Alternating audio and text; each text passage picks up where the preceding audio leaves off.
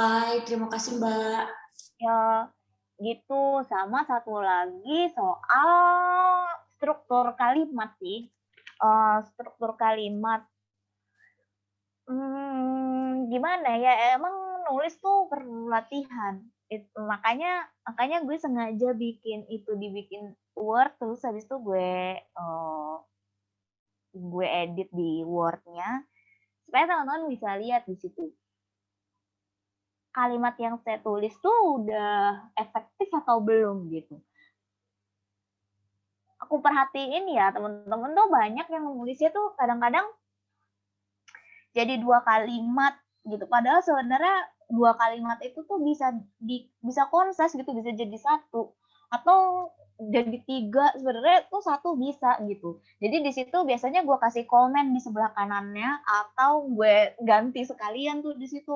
Kalau kayak gini nih harusnya bisa lebih efektif dengan ditulis kayak gini. Misalnya ada komen-komen yang kayak gitu.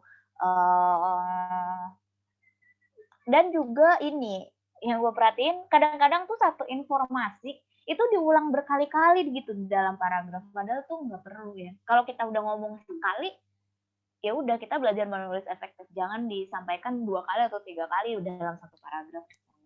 Nah yang kayak gitu-gitu. Kalau yang di coretannya, mohon maaf yang 3 orang yang belum dapat feedback, gue mohon maaf nanti gue feedback. Tapi kalau yang sudah lihat feedbacknya,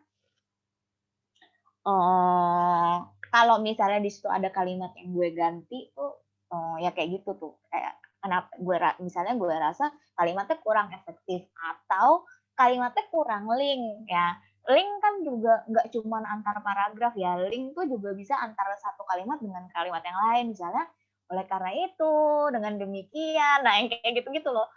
Ada juga beberapa yang penggunaan kalimat kata penghubungnya itu masih salah, misalnya harusnya pakainya dan, tapi pakainya sedangkan, harusnya nulisnya apa, pakainya dengan demikian, misalnya kayak gitu tuh ada yang nggak pas tuh gitu.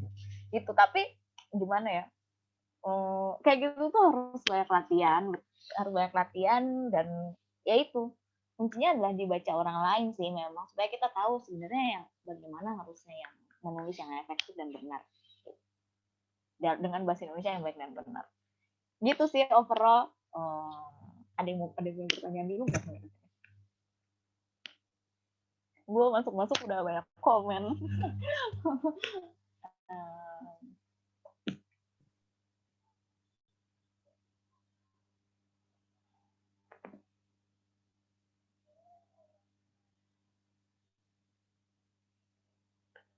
Enggak ada ya.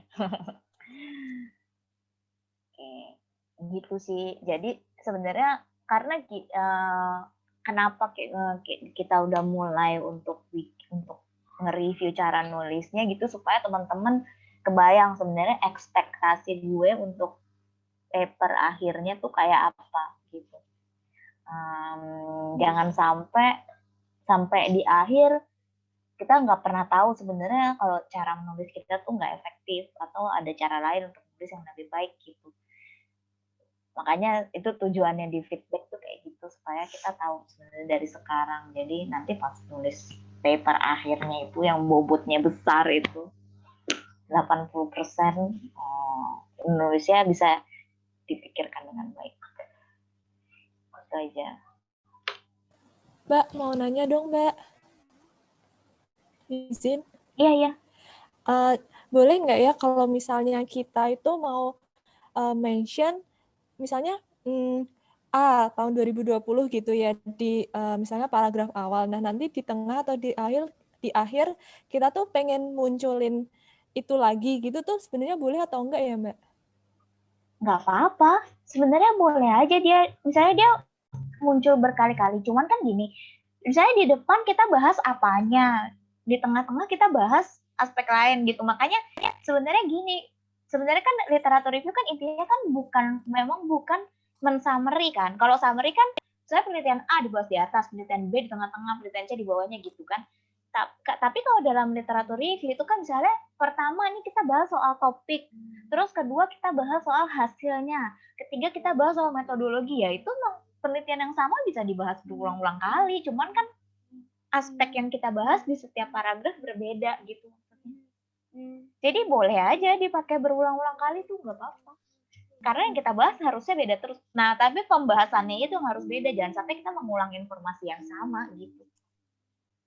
Nah, iya Mbak. Terus kalau misalnya mau misal mention lagi di paragraf selanjutnya gitu ya, atau beberapa paragraf selanjutnya. Nah, itu perlu ditulis lengkap lagi nggak? Misalnya A 2020 lagi gitu, atau enggak? Misal, atau A et al 2020 lagi gitu. Gini, Terus habis itu, kalau dia ada di dalam paragraf yang sama, itu nggak perlu disebut lagi di dalam paragraf yang sama. Tapi kalau misalnya dia udah pindah paragraf, perlu disebut lagi. Perlu disebut lagi. Oke Mbak, makasih ya Mbak. Oke, ada lagi?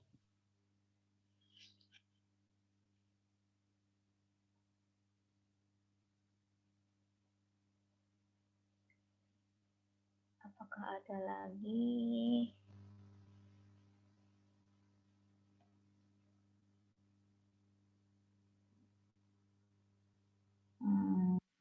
Kalau nggak ada, kita akan masuk ke pembahasan hari ini tentang introductory paragraph.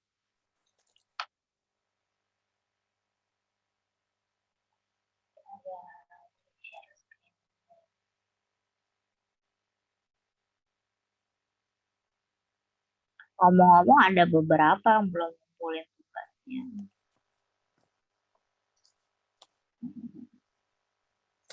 Ingatin aja sih.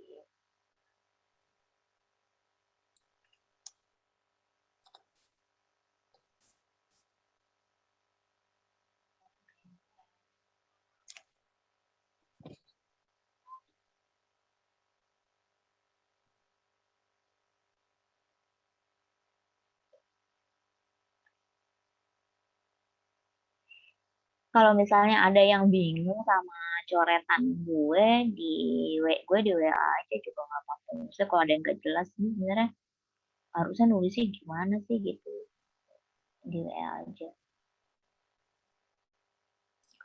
Mbak Sin, Iya, yang task kedua apa udah ada feedback belum ya? Aku cek belum. belum ada. Yang kedua belum. Gue langsung ke yang ketiga karena kalau yang kedua tuh soalnya emang kan kayak cuman buat apa ya? Yang kedua tuh baca gitu kan. Tapi kan sebenarnya yang akan dipakai buat tugas akhirnya tuh yang ketiga kan. Yang makanya gue mau feedback yang ketiga dulu karena itu lebih krusial untuk bikin paper akhirnya. Emang belum kalau yang kedua. Oke, baik. Terima kasih.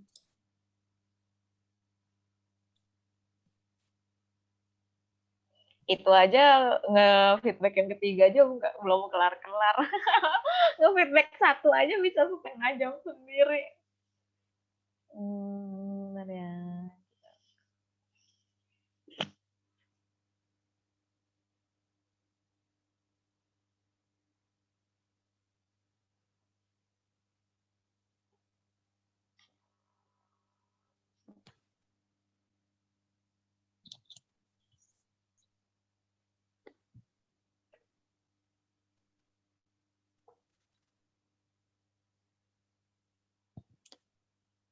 Mbak Sin, Iya. Mbak, saya mau nanya ya Mbak, Heeh.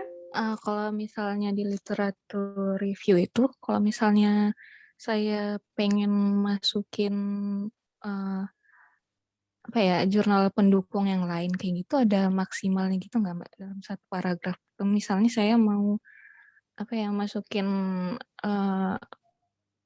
apa ya istilahnya kayak pembeda gitu dari sumber jurnal yang lain gitu, ada maksimalnya nggak sih Mbak?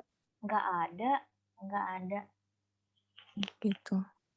Ya, sebenarnya yang penting tuh di literatur review tuh gini, kadang tuh apa ya, kita harus yakin bahwa paragraf yang kita sampaikan itu sudah bisa menjelaskan nggak. Kalau orang awam baca ngerti nggak dia gitu. Jadi ya masukin aja sebanyak apapun yang kalau kita rasa memang itu perlu gitu. Sebenarnya sih nggak ada batasannya kok. Kalau misalnya, saya mau nanya lagi Mbak, Iya, kalau boleh. misalnya saya mau masukin yang kontra kayak gitu tuh Mm-mm. agak kurang lazim nggak sih Mbak gitu? Maksudnya kan saya Justru lazim banget. lazim banget ya. Karena gini, nanti sebenarnya ini masih minggu depan sih bahasnya. Jadi di dalam suatu paragraf, jadi kalau kita mau bikin sebuah klaim gitu ya, itu unsur-unsurnya itu pertama kan klaimnya itu sendiri. Biasanya dia jadi topik sentence-nya tuh namanya klaim kan. Topik sentence, terus ada reason-nya, terus ada warrant-nya. Nah, habis warrant itu ada yang namanya counter argument. Nah, counter argument tuh kayak gitu. Jadi kita acknowledge bahwa ada loh penelitian lain yang kontra nih, dia ada hal yang berbeda gitu. Nah, terus kita bilang, namun penelitian ini misalnya kita mengharapkan adanya hubungan positif misalnya antara infrastruktur dan growth misal ya. Infrastruktur dan growth itu infrastruktur dapat memiliki pengaruh yang positif terhadap growth misalnya kayak gitu. Terus kasih reason. Reasonnya apa? Hal ini terjadi karena infrastruktur dapat meningkatkan ini daya beli masyarakat meningkat bla bla dan seterusnya. Kasih citasi gitu kan. Kalau bikin literatur review kasih citasi itu kata siapa tuh kayak gitu. Itu kan reason. Ya kan? Kita bilang bahwa infrastruktur bisa meningkatkan growth. Terus habis itu berikutnya kita kasih reason. Itu juga reasonnya kan pasti dari penelitian orang kan gitu. Terus habis itu kasih warrant. Hal ini ditemukan oleh penelitian siapa gitu. Yang mereka inilah yang menemukan adanya dampak positif dari infrastruktur dan growth misalnya. Nah, meskipun begitu, misalnya ada counter argumen tadi kan, ada penelitian si A, si B, si C yang menemukan bahwa infrastruktur itu berdampaknya ternyata negatif loh, gitu. Nggak apa-apa masukin, namun misalnya, tapi kita harus kasih counter argumen namanya namun, penelitian-penelitian tersebut misalnya dilakukan dalam konteks A, konteks B, konteks C misalnya sehingga mungkin berbeda dengan kondisi yang dihadapi oleh Indonesia gitu. Terus baru kasih concluding. Sehingga kita bisa bilang bahwa mungkin kalau di Indonesia itu seharusnya infrastruktur memang berdampak positif terhadap growth. Misalnya gitu. Contoh. Jadi emang nggak apa-apa di-acknowledge dimasukin. Gitu. Oke deh Mbak, makasih. Oke, ada lagi?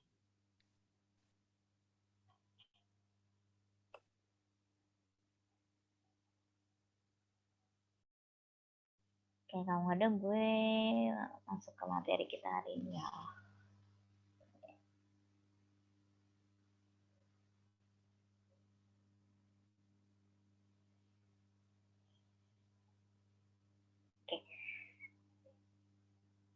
Nah, jadi ini adalah topik kita hari ini. Jadi kita hari ini akan bahas 3 hal sebenarnya ya. Sebenarnya bahas enggak 3 dan 4 sebenarnya. Introductory paragraph, concluding paragraph, thesis statement, dan outlining. Itu yang akan kita bahas hari ini. Nah, kita akan mulai dulu dengan apa yang namanya introductory paragraph. Karena apa? Karena introductory paragraph itu tuh kayak nyawanya. Bagian paling penting dari sebuah tulisan itu adalah introduction. Dan bagian paling penting dari introduction itu adalah introduction dari introduction atau introductory paragraph gitu.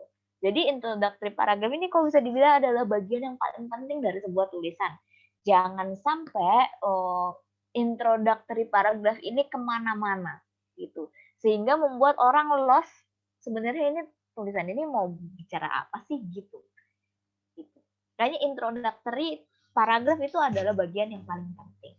Begitu juga concluding-nya. Cuman kalau introductory-nya udah bagus, udah benar, mestinya sih concluding-nya tinggal mengikuti. Nah, ini contoh ya. Contoh dari salah satu introductory paragraph. Gue ambil ini dari World Health Report-nya WHO. Coba bisa dilihat di sini. Dia ini good health is essential to human welfare and to sustain economic and social development. WHO member states have set themselves the target of developing their health financing system to ensure that all people can use health service while being protected against financial hardship associated with paying for them. In this report, the WHO maps out what countries can do to modify their financing system so they can move more quickly towards this goal. It builds on new research and lesson learned from country experience. Nah, ini adalah salah satu bentuk introduction yang baik karena dia memenuhi unsur-unsurnya. Apa kira-kira unsur-unsurnya? Ini dia. Kalau kita bikin outline-nya dari introduction yang dibuat sama WHO tadi, pertama kan dia nyebutin ini ya, bahwa good health itu adalah sesuatu yang esensial untuk human welfare dan sustain economic and social development. Jadi ini adalah pertama. Yang dia ajukan di sini nih sebenarnya apa? Yang diajukan di sini nih adalah topik. Jadi dia menyebutkan topiknya, terus kenapa itu penting? Jadi health itu esensial gitu. Jadi ini adalah sesuatu yang mesti kita bahas. Dan dia mengatakan itu hanya dengan menggunakan satu kalimat gitu kan. Topiknya apa gitu. Topiknya apa, pentingnya apa gitu. Nah, terus habis itu dia ngasih reason. Ini dia. Ini. Bagian keduanya. Reason-nya adalah reason apa? Reason yang menjelaskan kalimat ketiganya. Ini. Jadi, pertama dia ngasih topiknya umum banget nih, satu topik umum, tapi kemudian di kalimat ketiganya itu kan dia menyampaikan ya bahwa report ini isinya adalah dia mau map out apa yang harus dilakukan oleh suatu negara untuk memodifikasi financing sistemnya supaya mereka bisa mencapai tujuan itu gitu. Jadi intinya adalah ini mau bikin apa ya, kayak literatur review tuh, lesson learned dari berbagai negara gitu. Nah, kenapa WHO harus bikin studi ini? Karena ini dia bilang bahwa sekarang nih negara-negara WHO itu udah punya nih masing-masing targetnya gitu. Tapi kan kita tahu ya bahwa itu tuh ada biayanya gitu. Untuk mencapai sebuah tujuan kesehatan tertentu dalam suatu negara, ada biaya yang harus dikeluarkan untuk itu gitu. Nah, jadi dia ngasih reason nih di tengah-tengahnya gitu. Jadi topiknya adalah tentang kesehatan. Bisa kesehatan itu, good health itu akan sustain economic, sustain social development. Nah, sehingga dalam rangka kesehatan ini WHO itu mau membahas ini gitu. Reportnya akan berisikan tentang itu. Kenapa harus tentang itu? Ya, alasannya ada di tengah-tengahnya ini. Gitu. Nah, jadi kalau bisa dibilang di sini yang namanya introductory paragraph itu isinya tuh minimal itu ada hal-hal ini. Kalau kita bisa bikin kayak gini, ini yang harus kita perhatiin. Pertama, kalau kita membuat sebuah introductory paragraph, yang namanya introductory paragraph itu kayak greeting orang. Paragrafnya harus pendek, gitu. Dan ya dia harus to the point, gitu. Pendek dan to the point, tapi menyampaikan seluruh isinya, gitu. Nih, dia akan menyampaikan concise idea dari purpose dari essays-nya. Sebenarnya ini mau bahas apa, gitu. Jadi dia kayak summary dari keseluruhan tulisannya dalam satu paragraf, gitu. Bukan summary sih, tapi dia akan ngasih topiknya secara umum, ngasih reason-nya tadi kenapa harus dibahas, terus diakhiri dengan itu tadi. Ini sebenarnya esainya mau bahas apa, gitu. Nah, ini kita udah berkali-kali juga tadi gue ngomong bahwa ini adalah most important paragraph dari sebuah esai. minimal terdiri dari 3 kalimat minimal, yaitu bahwa ini tadi, pertama adalah briefly introduce the topic, yang kedua adalah provide reason, dan yang ketiga adalah clearly state your positions atau kasih thesis sentence. Gitu. Nah, di dalam paragraf WHO yang ini tadi, gitu, dia bikinnya dalam bentuk kayak gini. Dia kayak ngasih outline sebenarnya kan, outline, bukan outline ya. Ya outline sih, bahwa ini akan membahas tentang apa yang dilakukan oleh negara-negara loh untuk memodify financing sistemnya. Nah, tapi itu nggak sesimpel itu gitu. Kalimat terakhir itu bukan cuman kayak nyebutin, oh ini nanti akan isinya akan berisi tentang pengalaman berbagai negara gitu. Untuk mengatasi permasalahan itu. Nggak cuman kayak gitu aja dia bilangnya. Dia ngasih positions di situ. Ngasih position bahwa ini penting untuk dibahas financing system ini supaya mereka bisa move quickly toward this goal. Gitu kan. Ada positionsnya di situ. Itu. Nah, ini yang makanya di terakhirnya adalah kita harus clearly state our positions atau kita kasih apa yang kita namakan dengan thesis sentence. Thesis sentence. Thesis sentence itu penting sekali. Di dalam sebuah tulisan harus ada thesis sentence-nya.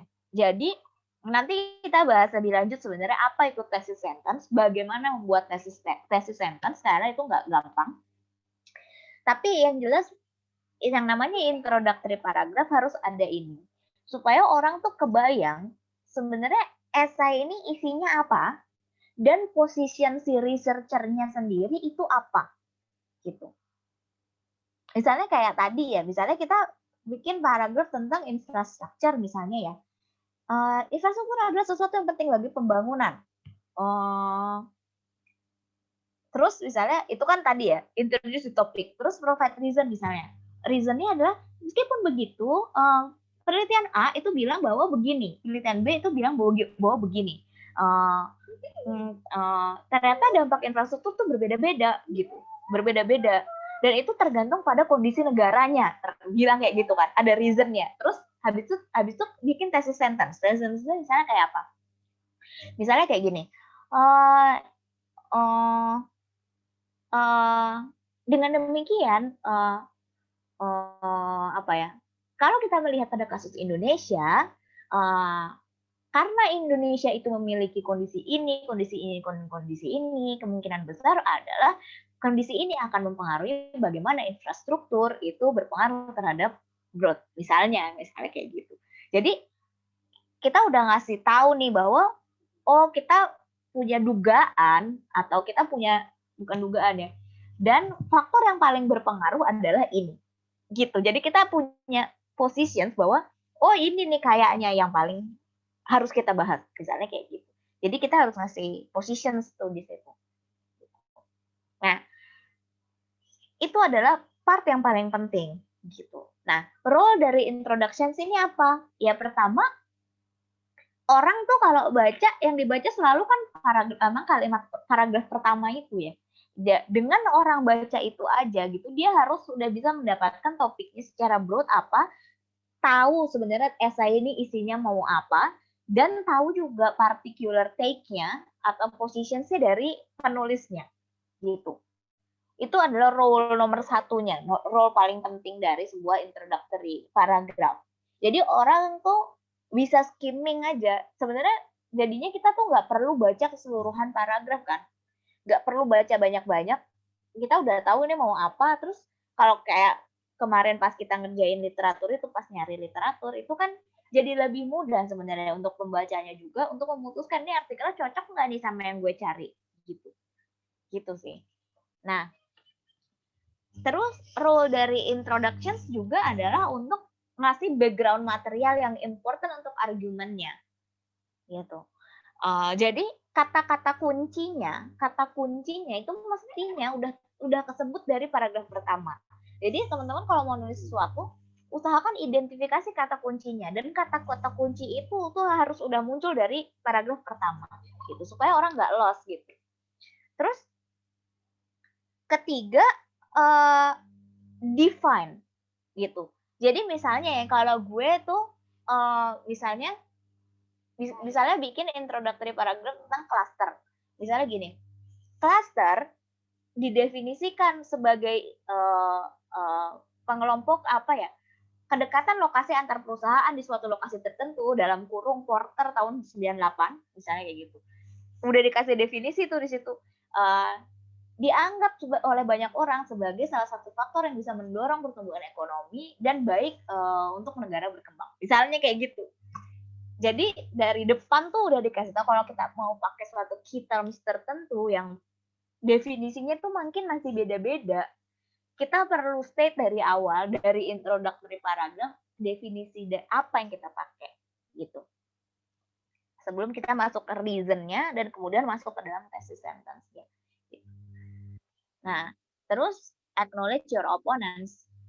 Tadi bahwa kayak gue yang tadi, makanya ini relevan banget sama pertanyaan yang tadi sebenarnya, bahwa acknowledge your opponents itu penting. Tadi kita boleh aja masukin hal-hal kenapa kita bahas ini, misalnya justru karena ada pendapat yang berbeda misalnya. Jadi kita perlu bahas, kita harus acknowledge bahwa ada orang yang menganggap ini berbeda, tapi gue sendiri sih nganggapnya enggak gitu misalnya. Gitu. Contoh. Jadi misalnya ya, kalau kita mau bikin suatu introductory paragraph, misalnya gini ya, misalnya gue mau cerita bahwa tentang industrial clustering, misalnya ya, tadi ya, gue ngelanjutin contoh yang tadi, tentang industrial clustering. Misalnya gue mau bilang bahwa industrial clusters defined as geographical proximity of firms itu, in particular field dalam kurung Porter 98 itu sering kali digunakan oleh penting, sering kali dibilang sebagai pendorong pertumbuhan ekonomi di negara berkembang, saya gitu. Terus hal ini tidaklah mengherankan sebab misalnya siapa, Marshall, Krugman gitu udah bilang bahwa memang kedekatan lokasi itu bisa menciptakan aglomerasi. Dia akan mendorong timbulnya knowledge spillover, menimbulkan sharing labor pool, sharing cost gitu. Yang kemudian itu akan berdampak positif gitu bagi perusahaan gitu. Dan sehingga kemudian perusahaan lain akan masuk ke dalam, tertarik dengan aglomerasi itu, kemudian meningkatkan pertumbuhan ekonomi secara lokal gitu. Namun kita bisa lihat juga bahwa misalnya ternyata ada loh unintended consequences dari industrial clustering. Penelitian A, penelitian B, penelitian C itu sudah menuliskan bahwa ternyata kita kedekatan lokasi antar perusahaan itu juga bisa memunculkan komunikasi yang lebih tinggi dan monitoring yang lebih tinggi yang berasosiasi dengan misalnya perilaku kolusif. Dengan demikian, dalam hal ini kita perlu melihat apakah kebijakan klaster yang diterapkan di negara-negara berkembang itu memang bisa memiliki unintended consequences tersebut. Gitu. Terus kasih topik sentence, kasih thesis sentence bahwa kayak gini misalnya, bahwa dalam hal ini industrial clustering memang mungkin dapat meningkatkan collusive behavior jika pertama regulasinya nggak baik, ininya ini dan seterusnya gitu. Nah, nanti orang akan bisa membayangkan bahwa isi dari paragraf itu, isi dari keseluruhan esai itu adalah, oh berarti ini si researchernya itu mengambil posisi bahwa dia setuju bahwa itu bisa meningkatkan collusive behavior industrial clustering misalnya. Terus dia akan bahas 3 hal. Misalnya dia akan bahas tentang bahwa bagaimana regulasi yang buruk itu bisa memfasilitasi terjadi misalnya, atau bahas yang lain kayak gitu. Jadi orang udah bisa tahu posisinya dan apa kira-kira isi keseluruhan esainya itu apa. Gitu kira-kira introductory paragraph. Nah, sampai di sini ada yang mau tanya dulu nggak? Ada dari tulisannya teman-teman kemarin ada beberapa yang gue lihat introductory paragrafnya udah bagus, ada. Tapi kebanyakan sih masih kurang di thesis sentence sih. Thesis sentence tuh entah kenapa penting, tapi orang tuh suka lupa naruhnya gitu. Padahal itu yang bagian paling penting. Mbak, mau nanya. Ya. Kalau misalkan kayak sesingkat policy brief gitu Mbak, kita introductory paragrafnya juga gimana? Apakah tesis statementnya kita munculin juga, atau kalau lebih ke gimana ya? Lebih ke langsung kita tuh mau ngomongin temuan kita apa gitu Mbak? Agak bingung apakah tiap introductory paragraf itu dari setiap tipe tulisan itu beda-beda, atau ada kayak ada general formulanya gitu nggak sih Mbak? Pada dasarnya sih semua introductory paragraf mestinya sama ya. Makan kalau bikin policy briefnya berapa halaman misalnya? 3 halaman. 3 halaman harusnya udah bisa tuh bikin satu introductory paragraf. Intinya gini, dia tuh sebenarnya kayak summary, kayak gimana ya? Kayak summary sih, bukan summary ya. Jadi tetap mesti ada sih. Dia beda sama abstrak ya. Kalau abstrak tuh kan beneran kayak summary ya. Abstrak tuh summary.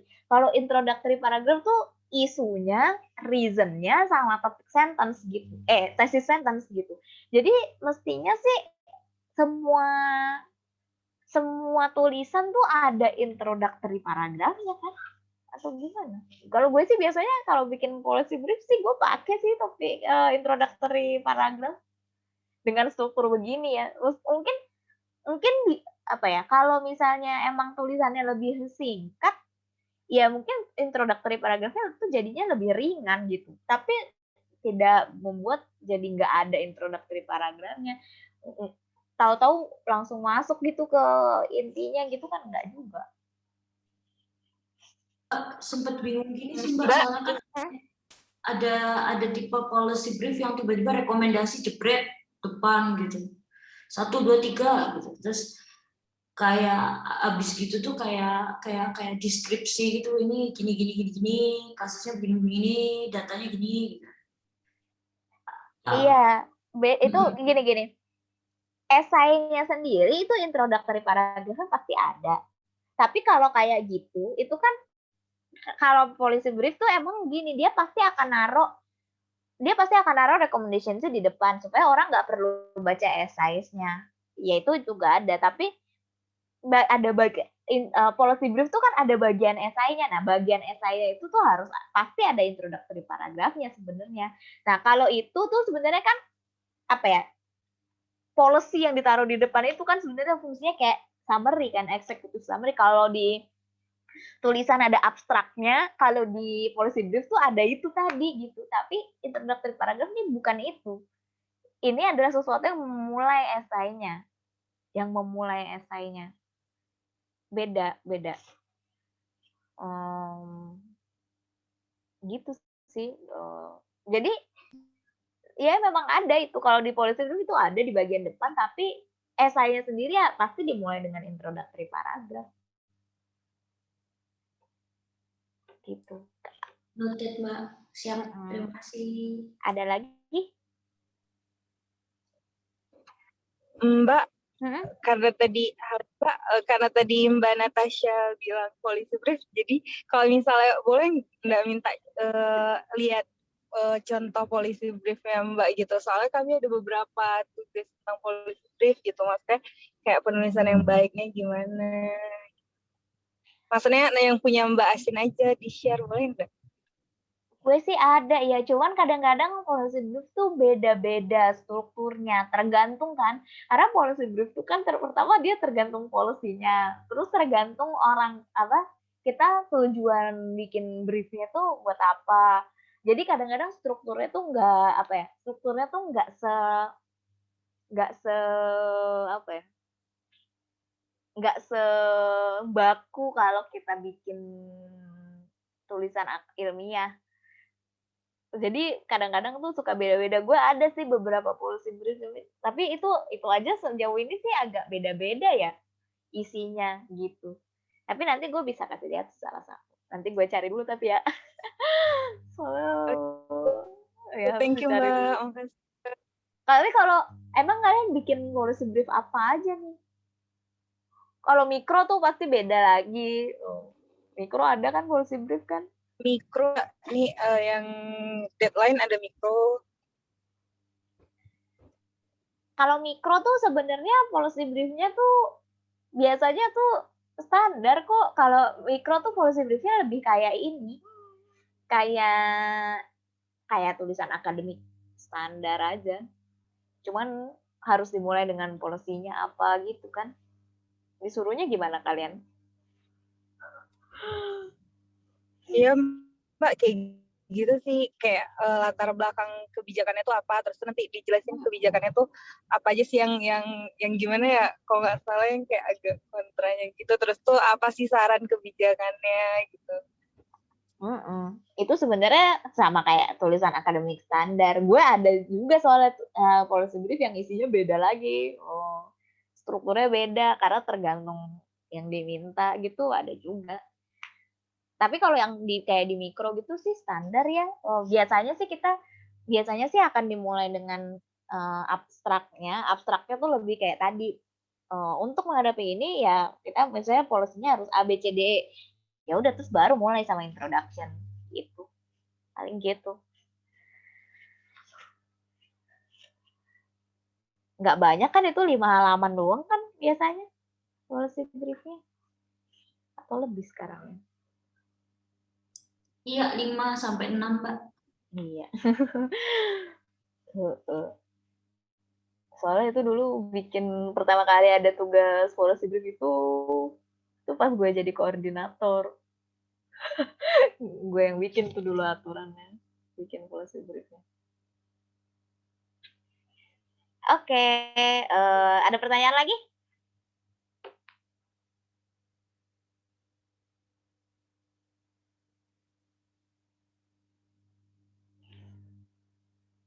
Nah, kalau nggak ada, oke kita lanjut sedikit nih ke types of introductory paragraph. Nah, jadi introductory paragraph tuh bentuknya tuh macam-macam ya. Intinya adalah kan kita ingin supaya introductory paragraph tuh harus engage orang gitu. Orang harus dibuat tertarik untuk membaca penelitian kita lebih lanjut gitu. Dan stylenya tuh ada beda-beda. Jadi kalau teman-teman lihat di sini paling enggak ada 4 tipe besar dari sebuah introductory paragraph. Yaitu apa? Misalnya general statement introduction, question introduction, anecdote introduction, dan statistic introduction. Nah, nanti teman-teman bisa lihat perbedaannya seperti apa sih antara satu introduction dengan introduction yang lain. Cuman biasanya kita akan expert di salah satunya aja gitu. Kita biasanya kan kita kalau udah punya style nulis sendiri gitu, ada salah satu yang kita lebih suka gitu biasanya. Nah, misalnya kayak gini. Ini adalah nah, langsung sini aja nih. Ini general statement introduction. General statement introduction tuh bentuknya kayak gini. Dia pakai statement gitu. Pakai statement. Ini ada topiknya, terus reason-nya, terus thesis statement-nya. Teman-teman bisa lihat kan di sini, ini topiknya. Today smoking is an issue which is on everybody's mind. Dia bilang kan.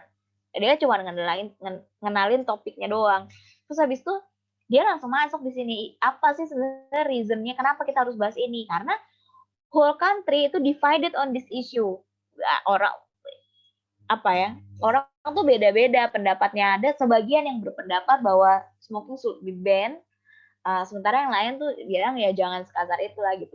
Kalau misalnya ini adalah pembahasan di suatu artikel ilmiah yang lebih serius, biasanya ininya juga bisa kayak gini kan, divided on this issue-nya tuh misalnya kayak tadi penelitian-penelitian sebelumnya itu menemukan hasil yang berbeda mengenai hal ini. Misalnya penelitian si A itu bilang bahwa begini, penelitian si B bilang begini, keduanya bertolak belakang gitu. Nah, bisa kayak gitu. Jadi itu general statement namanya. General statement introductions tuh kayak gitu. Nah, terus habis itu diakhiri dengan thesis statement-nya bahwa kalau di sini dia bilang tuh penulisnya bilang bahwa itu harus dilarang gitu. Jadi dari dia kan isunya divided, ada yang dia harus di ban, ada yang enggak gitu. Nah, ternyata si researchernya ini mengambil posisi bahwa dia harus di ban gitu karena dia kasih posisi kan karena apa? Karena endanger everyone's health, pollute the environment, and drain people of valuable energy. Nah, jadi kita bisa bayangkan esai dia nanti isinya adalah ini, gitu kira-kira ini. Dia akan menjelaskan pertama bahwa smoking itu endanger everyone's health, smoking itu pollute the environment, smoking itu drain people of valuable energy. Jadi mungkin esai ini akan terdiri dari 3 paragraf gitu, udah kebayang kan? Terdiri dari 3 paragraf yang arahnya adalah bahwa tobacco ini harus dilarang gitu. Kita tahu bahwa positionnya dari esai ini adalah tobacco itu harus dilarang gitu. Gitu. Ini adalah general statement introduction.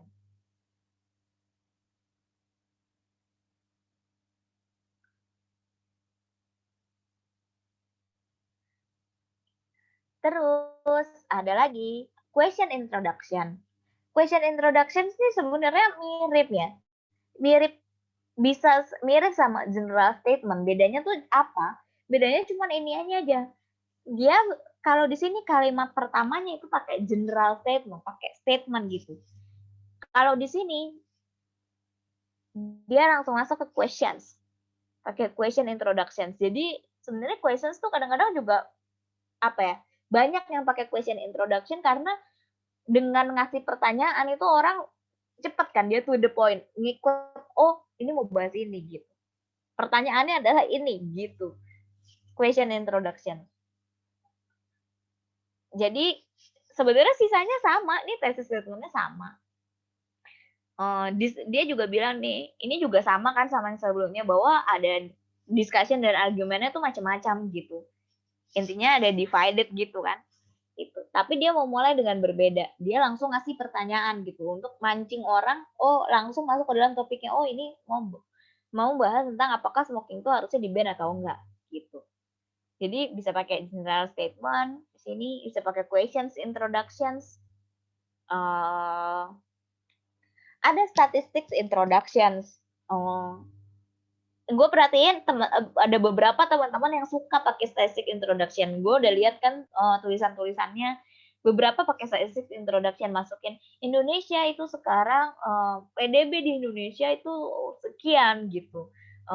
Lansia itu adalah sekian persen, sehingga kita perlu misalnya kayak gitu. Jadi kayak gitu. Nah, itu bisa juga pakai yang namanya statistics introductions. Sebenarnya yang bedain cuma di sininya doang nih. Bagaimana kita raise topiknya. Topik itu di raise dengan general statement, dengan questions, atau kalau di sini dia pakainya statistics gitu. Nah, kalau anekdot itu dia beda lagi. Kalau anekdot tuh sebenarnya ini gue suka jarang sih nemu di artikel ilmiah, tapi ada juga sih orang-orang yang pandai menggunakan introduction yang sifatnya anekdot. Jadi kalau anekdot tuh dia pakai pengalaman pribadi. Misalnya gini ya. Misalnya gue gini. Kemarin saya itu kaget waktu buka rekening bank. Karena meskipun tanggalan udah menunjukkan tanggal 26, ternyata gaji saya belum masuk. Wah, kemudian setelah itu dilihat, dihubungi SDM-nya ini, ternyata adalah memang kontraknya itu tidak diperpanjang tanpa pemberitahuan, misal. Terus habis itu baru masuk ke permasalahan sesungguhnya. Ternyata hal ini bukan hanya saya saja yang mengalami. Hal ini adalah hal yang umum dialami oleh banyak pekerja di negara ini gitu. Karena ternyata itu adalah hal yang lumrah ternyata. Dengan demikian, kita perlu membahas kenapa sih misalnya perusahaan itu enggan memperpanjang kontrak, misal kali contoh aja. Jadi itu pakai pakai apa ya, pakai pengalaman pribadi misalnya atau pakai jokes kadang-kadang. Ya itu anecdote introduction meskipun di ujungnya serius gitu. Ujungnya serius tapi dia mengawali itu dengan sesuatu yang umum dia dialami oleh orang sehari-hari. Jadi orang tuh lebih engage kalau dia merasa bahwa oh ini gue banget nih sering kayak gini gitu. Itu anecdote introductions. Nah, jadi teman-teman bisa pilih salah satu style yang kira-kira teman-teman tuh paling nyaman. Biasanya tuh pakai apa gitu. Kalau gue sendiri sih biasanya pakai ini. Kalau gue biasanya pakai general statement introductions. Tapi gue lihat di tulisannya teman-teman tadi kan gue bilang banyak yang pakai statistic introduction dan itu oke juga gitu untuk raise issue tentang statistik tuh dari depan-depan. Kayaknya kalau gue lihat sepintasan belum ada yang pakai question introduction, tapi siapa tahu ada yang mau memulai boleh juga. Atau pakai anecdote, tapi ini kayaknya susah kalau orangnya nggak punya sense kayak gue kayaknya nggak cocok pakai anecdote introduction. Gitu. Sampai di sini ada yang mau tanya?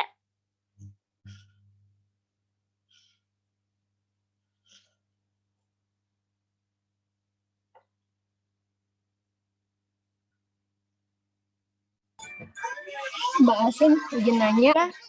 Iya. Kalau mengenai ada anecdote introduction ini saya juga baru tahu ini bisa digunakan di jurnal ya Mbak?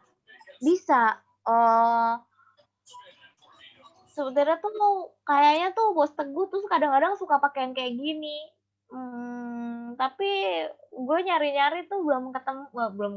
Ada. Jadi biasanya tuh ada orang-orang yang style nulis artikelnya itu nggak serius gitu. Bukan nggak serius ya serius, tapi nggak serius gimana ya. Kadang-kadang kalau lo tahu, pada tahu Teguh nggak sih? Teguh Dartanto ya tahu lah ya, Wadek. Iya, tahu. Nah, Bos Teguh tuh suka gitu, kalau nge-WA gue gitu suka, nih sih nulis tuh kayak gini, nggak usah serius-serius amat gitu. Nah, ada tuh style-style tulisan ilmiah yang cara nyeritainnya tuh nggak serius banget gitu, nggak terlalu serius gitu. Nah itu umum tuh biasanya kadang-kadang pakai anecdote introduction tuh ada. Mungkin juga nggak pengalaman pribadi ya misalnya, tapi misalnya pengalaman di salah satu kota misalnya ini di kota ini dia begini ternyata itu nggak cuma di kota itu loh, dia terjadi juga di tempat lain, sehingga ini sebenarnya adalah isu nasional, ini harus dibahas misalnya kayak gitu. Nah ada tuh yang kayak gitu. Style nulis tuh juga beda-beda ya orang, ada yang sering nulisnya serius, ada yang kayak Pak Teguh gitu yang nulisnya bercanda, bukan bercandaan deh, maksudnya stylenya agak lebih santai gitu. Sebenarnya style tuh nggak masalah ya, yang penting kan orang ngerti maksudnya gitu. Iya. Kadang-kadang malah kalau katanya Bos Teguh sih sekarang tuh jurnal tuh kadang kalau nggak ada sisi, kalau terlalu kaku gitu juga susah gitu, nggak menyentuh sisi kemanusiaan reviewer tuh. Lebay. Tapi dia bilang gitu. Jadi dia suka tuh pakai yang kayak gini-gini yang lebih membumi gitu. Ya itu sering juga. Jadi coba aja kalau pengen tahu introduction yang lebih santai kayak apa tuh baca tulisan-tulisannya Pak Teguh. Kalau yang lain gue belum tahu ya, kayaknya yang lain tuh serius-serius, yang enggak tuh cuma Pak Teguh. Baru tahu Pak Teguh aja sih gue. Gitu. Iya Mbak Asin, jadi kalau di jurnal saya belum pernah baca sih, cuman kalau kayak esai itu Pak Khatib Basri itu saya termasuk suka baca tulisan esainya itu karena selalu memasukkan pengalaman pribadinya di paragraf awal, terus menutupnya dengan hal yang sama di paragraf akhir, dan itu dan itu bisa benar-benar masuk. Ya jadi tadi sisi kemanusiaan, jadi mungkin nanti bakalan ke arah sana kali ya, bahkan di jurnal pun bakalan arahnya tulisannya lebih ke seperti itu ya, lebih millennials juga. Betul. Kalau menurut Pak Teguh sih begitu. Makanya dia suka bilang, Sin, kamu tuh nulis kayak gini, nggak bisa Pak, itu style susah saya ubah jadi kayak gitu.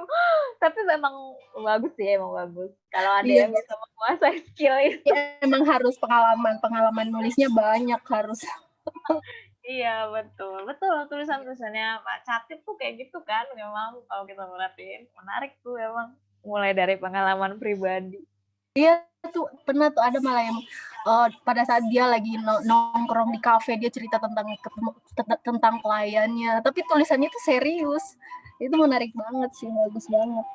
Iya, betul. Nah, yang kayak gitu tuh anekdot. Sedikit orang yang menguasai anekdot introductory paragraf memang. Dan biasanya kalau udah bisa kayak gitu tuh biasanya tulisannya udah bagus-bagus tuh. Gitu. Tapi ya itu tadi, kalau memang mau jago ya pakailah salah satu, kuasai salah satu, karena ya emang kita akan lebih baik nulis di sesuatu yang memang kita sudah kuasai kan. Jadi pilih aja salah satu. Gitu. Ada lagi yang mau ditanya? Mungkin kalau di jurnal tuh anekdotnya nggak kayak tulisannya Pak Catip gitu sih, tapi ada apa ya, ada sisi-sisinya ke arah sana lah. Ada lagi? Ada lagi?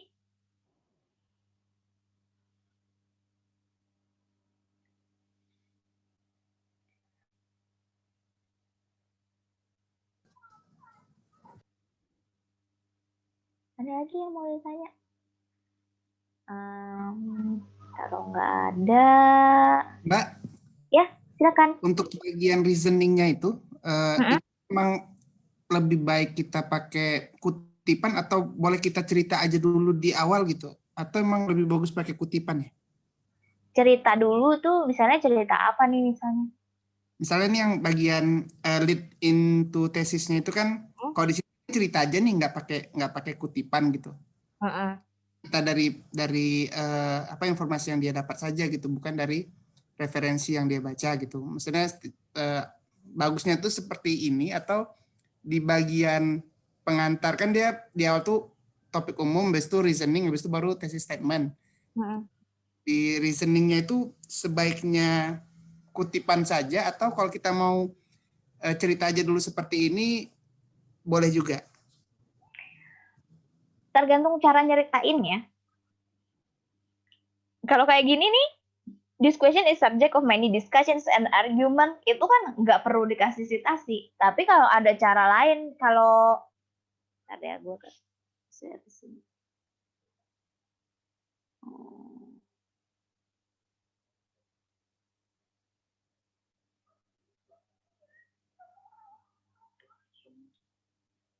Nah, ini nih beda-beda. Misalnya kayak gini nih. Ini nih gue ngambil introductory paragraph dari 3 artikel ini. Nanti kalau teman-teman mau lihat lebih lanjut, nanti gue kasih ininya di emas mungkin. Ini ada Amity and Konings, Amity and Cameron, sama OIC dan WI. Introductory paragrafnya kayak apa. Nah, misalnya ini dari Amity and Konings ya, ini yang buat jurnal. Nih. Kalau di sini kan dia theoretical mode nih. Topiknya kan ini, efek dari trade reform on productivity. Terus udah banyak diteliti orang, tapi ada gap loh. Nah, dia udah nunjukin dari depan kan dia mau bahas apa nih. Topiknya adalah tentang trade reform. Terus penghubungnya apa? Penghubungnya adalah ini kan. Nih. Theoretical models analyze the effect of reducing tariff. However, empirical studies have primarily focused on the effect of reducing tariffs on final goods. Jadi ini kan dia cuma nyeritain ya. Dia nyeritain bahwa empirical study yang udah ada itu ternyata fokusnya tuh beda gitu. Fokusnya tuh di sini gitu. Padahal ada hal lain yang harus diteliti gitu kan. Nah, dalam kayak gini nih dia bisa nggak ngutip kan.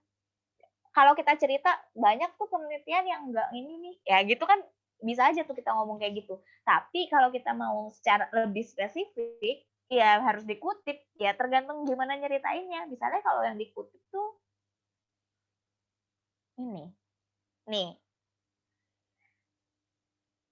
Kalau OIC dan WI di sini pakai although many recent studies have focused on differential impact, there is currently no consensus. Nggak ada konsensusnya. Kayak apa nggak ada konsensus? Becker tuh bilang begini, sementara Standing, Goldberg, dan Tufte tuh bilangnya begini gitu. Jadi kalau kita cuma mau cerita bahwa yang sebelum-sebelumnya itu divided gitu, nggak usah ngutip apa-apa. Maksudnya kita cuma ceritakan bahwa sebelumnya divided. Tapi kalau kita mau memperjelas siapa yang berpendapat A, siapa yang berpendapat B, ya jadinya harus dibongkar kayak gini gitu. Jadi tergantung gimana kita pengen nyeritainnya aja sih. Jadi kalau balik lagi ke contoh yang ini tadi, ini kalau di sini nih the whole country is divided on this issue. Mungkin kalau kita berhenti di sini nih kita nggak perlu citasi, tapi kalau kayak gini nih, some people believe that smoking should be banned everywhere. Nih mungkin kalau ini jurnal ini harus disitasi. Siapa nih jurnal A tahun berapa? Gitu. While the others enggak gitu, ini harus dikasih ini B siapa gitu. Tapi kalau kita mau berhenti di situ, misalnya nggak pakai ini gitu ya kan bisa juga kan. Gini ya udah nggak usah. Gitu. Tergantung menurut kita yang efektif lah lo tadi. Nah, yang efektif gimana gitu. Kalau emang harus dikutip ya kutip, kalau enggak ya nggak apa-apa juga gitu. Yang enak dibaca aja. Oh, berarti nggak ada yang lebih baik gimana gitu Mbak ya? Gimana? Enak dibaca gitu. Mbak, tadi ke contoh yang OIC itu dong Mbak. Yang OIC tadi kayaknya dia di akhir itu nggak ada kasih perspektifnya dia ya, dia cuma membandingkan saja ya. Betul, makanya kalau di sini nih, ini dia. Sebenarnya nggak juga sih, tesis statementnya ada. Tesis sentence-nya adalah dia pakai penelitiannya orang lain. Ini. Jadi dia mengutip sebenarnya. Tapi dia nggak ngasih, memang dia nggak ngasih positions tuh di situ. Dia ini bilang begini, ini dia bilang begini gitu. Dia sendiri nggak ngasih position sih, makanya kalau teman-teman nanti baca di sini, kalau di sini gue kasih keterangan bahwa is it clear? No, enggak, not from the first paragraph. Kita harus read the whole introduction. Memang ada komen itu di gue di sini. Ini. Karena tesis sentence-nya ini nggak jelas ini belum jelas sebenarnya. Sebenarnya dia posisinya di mana tuh belum kelihatan gitu. Kalau yang lainnya tuh kelihatan. Yang lainnya sih kelihatan. Misalnya nih, yang ini kan dia bilang their productivity can increase tuh, udah kelihatan tuh sebenarnya dia nunjukin apa bahwa ini ada pengaruhnya gitu misalnya. Atau kalau yang ini no significant effect misalnya. Kalau misalnya penelitiannya udah jalan, biasanya kadang-kadang tuh orang masukin resultnya aja untuk nunjukin positions gitu. Kalau penelitiannya udah dikerjain, tapi kalau misalnya di awal-awal masih bentuknya proposal atau apa gitu kan belum ada tuh. Kita baru punya kira-kira positions kita apa, dugaan kita, menurut kita gimana gitu kan. Ya belum bisa masukin result kan di situ. Jadi kadang-kadang ya kita harus masukin positions aja. Tapi ada juga sih yang masukinnya kayak gini. Udah langsung masukinnya itu adalah resultnya misalnya. Gitu. Jadi betul ada introduction yang satu paragraf tuh belum clear gitu. Ada ya, makanya di sini yang khusus yang OIC ini gue tulis bahwa apakah itu clear? Enggak. Menurut gue sih enggak dari first paragrafnya. Kita harus baca semuanya untuk tahu positionsnya dia sebenarnya gitu. Betul, jeli sekali. Padahal kayaknya ngelihatnya cuma sekilas doang. Gue cuma pakai jelasin sedikit tapi udah langsung kelihatan ya bahwa memang ini ada sesuatu yang belum clear ini introductory paragrafnya. Gitu. Dan kalau bisa sih contoh lah yang memang introductory paragraph yang clear.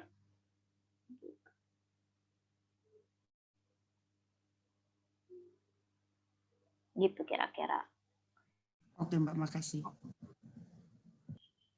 Supaya kita punya sense sebenarnya introductory paragrafnya itu mestinya kayak apa, mesti banyak baca sih. Baca aja introductory dari jurnal-jurnal yang kita pakai. Itu biasanya tuh kelihatan tuh, biasanya tuh orang-orang kalau untuk isu itu tuh bikin introduction-nya kayak apa. ya pilih aja salah satu yang agak cocok lah menurut kita bisa ngejelasinnya kayak gitu. Dan yang penting unsur-unsurnya ini tadi ada unsur-unsur yang di depannya ini, bahwa ada introduce topic, provide reason, sama state position atau thesis sentence. Ada lagi yang mau tanya?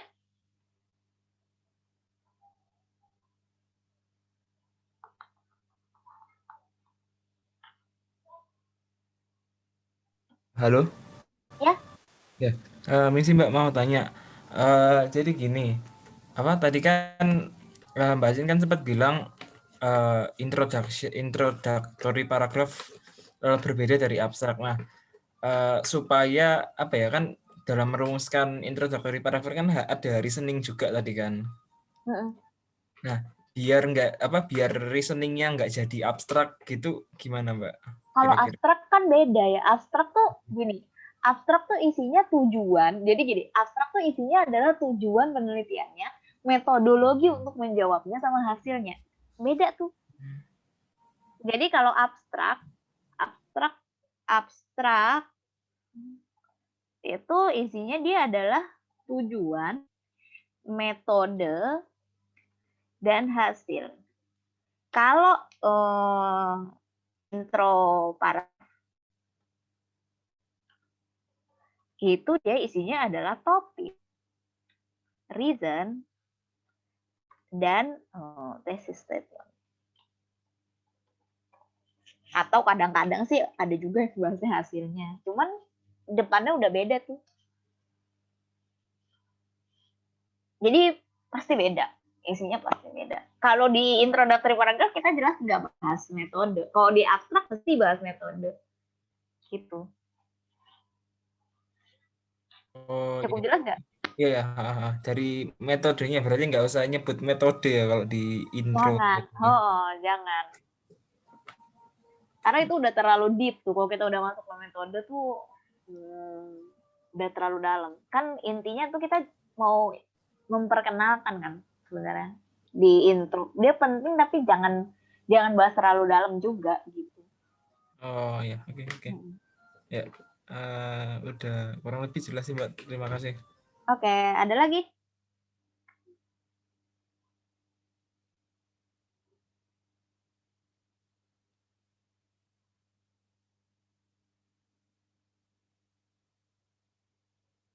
Ya udah ini. Final reminder-nya adalah be concise to the point. Jangan go into too much detail. Tadi metode tuh too much detail. Harus terus jangan terlalu pendek. Minimal tuh 3 kalimat. Dan harus melakukan 3 hal. Pertama, introduce topiknya, provide reasons-nya, dan kemudian state position atau provide thesis statement. Gitu. Final tips dalam membuat sebuah introductory paragraph. Biasanya introductory paragraph itu dibuat paling akhir. Kenapa? Karena gini, misalnya kita nulis kadang-kadang tuh kita di depan tuh kita belum kebayang loh sebenarnya tulisan kita tuh kemana. Kadang-kadang tuh banyak hal-hal yang berubah ketika dalam proses kita menulis. Ternyata infonya kurang lah, terus agak berubah sedikit misalnya. Nah, jadi biasanya tuh kita bikin dulu introductory paragraph pertama tuh sedikit, supaya kita ada gambaran, terus ngasih outline kira-kira kita mau nulisnya apa gitu kan. Tapi di akhir introductory paragraph ini harus dilihat lagi. Kenapa? Karena biasanya kalau kita udah selesai nulis itu kita baru dapat gripnya, baru nyangkut gitu. Oh ini loh ternyata gitu. Nah jadi ketika kita udah paham isunya, kita balik ke introductory paragrafnya. Gitu. Jadi kita bisa membuat introductory paragraph yang lebih bagus dengan pemahaman kita yang sudah lebih menyeluruh gitu. Kira-kira jadi seringkali tuh kayak gitu. Kita akan kembali lagi. Makanya kalau gue itu suka bilang, kalau sama mahasiswa bimbingan gue tuh suka bilang, tulis introductions-nya, terus biasanya mulai dari bab 3 kalau gue. Mulai dari bab 3. Kenapa mulai dari bab 3? Karena menulis bab 2 itu akan berjalan seiringan. Dia kalau nulis bab 3 kurang ini, kita perlu tahu ini ya, carilah informasi, masukin di bab 2. Perlu tahu ini, cari informasi, masukin di bab 2 gitu. Jadi bab 2 tuh kan evolving terus kan, seiring kita ngerjain gitu. Bahkan sampai di bab 4 tuh kita masih butuh merevisi lagi bab 2-nya gitu kan. Nanti kalau misalnya udah selesai sampai bab 5, kesimpulannya ditulis, balik lagi ke bab 1. Sesuaikan bab 1-nya sama apa yang sudah kita tulis. Baru selesai. Jadi introduction itu adalah yang paling terakhir selesai biasanya gitu. Jadi ya gitu sama. Introduction dari introduction itu adalah yang terakhir selesai. Karena dia harus ditulis terakhir. Gitu. Supaya kita tahu udah bener nggak nih apa yang kita tulis. Sesuai nggak? Jadi kalau kita nulis introductory paragraf tuh bener-bener sesuai dengan isi paragraf, isi semuanya, isi artikelnya. Gitu. Jadi gue sarankan dia ditulis terakhir. Nah, kalau untuk konklusi gimana? Konklusi itu juga sebenarnya mirip-mirip sama introductory paragraf gitu. Konklusi itu bukan cuma sekedar summary.